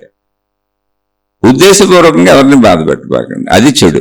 ఉద్దేశపూర్వకంగా ఎవరినైనా బాధ పెట్టడం చెడు, అటువంటి చెడు చేయబాకండి. ఇక నియంత్రించుకోవటం అంటారా, జ్ఞానం ఎంత పెరుగుతుంటే నియంత్రణ అంత ఇచ్చేస్తూ ఉంటుంది అంతే, ఇంకేం లేదు. మనసును నియంత్రించడానికి జ్ఞానం ఎంత పెరుగుతుంటే, అంటే విషయాల గురించి అంత తెలుస్తుంటే, జ్ఞానం ఎంత పెరుగుతుంటే నియంత్రణ ఆటోమేటిక్గా అంత వచ్చేస్తుంది. అదేం పెద్ద విషయం కాదు. అందుకని రోజు మంచి విషయాలు వినండి, బుద్ధి బలం పెరుగుద్ది, జ్ఞాన బలం పెరుగుద్ది. రోజు మంచిని విని మంచి తెలుసుకోండి. అలానే ఒక మతానికో, ఒక దేవుడికో, ఒక మార్గానికో, ఒక గురువుకో, ఒక విధానానికో, ఒక పద్ధతికో కట్టుబడిపోకండి. ఇదే కరెక్ట్, ఇదే నిజమని వాదించబాకండి. మనుషులుగా మన అందరం ఒకటే. ఎవరు ఎక్కడ ఏ మతం పెట్టుకున్నా, ఎవరెక్కడ ఏ దేవుణ్ణి ఆరాధించినా, ఎవరెక్కడ ఏ సమూహాలు తయారు చేసినా, ఎవరెక్కడ ఏ విధంగా ఉన్నా మనందరం మనుషులము అన్న భావనలో ఆలోచించండి. మీకు నచ్చిన గురువు తేలండి, మీకు నచ్చిన దేవుడు తేలండి, మీకు నచ్చిన మతం తేలండి, కానీ ఎవరిని ద్వేషించకండి, దూషించకండి. అందరం అలాంటి వాళ్ళు. ఆలోచించి చూడండి. ఇక ఇది నచ్చని వాళ్ళు, అయ్యా అసలు ఇవి వినకండి, అమ్మ అసలు ఇవి వినకండి, మీ పాదాలకు నమస్కారం. మీకు నచ్చిన మార్గాల్లో మీరు హాయిగా సాగిపోండి. నేను చాలా సామాన్యంగాని నేనే చెప్పుకుంటున్నాను. ఇంక ఇవన్నీ విని నచ్చని వాళ్ళు మళ్ళీ మీ మనసులు పాడు చేసుకోవటం ఎందుకు, హాయిగా మీ మార్గాల్లో మీరు సాగిపోండి. శుభమస్తు. మీకు మీ కుటుంబ సభ్యులకు మేలు చేకూరుగాక. మరలా మరొక కొత్త శీర్షికతో కలుసుకుందాం.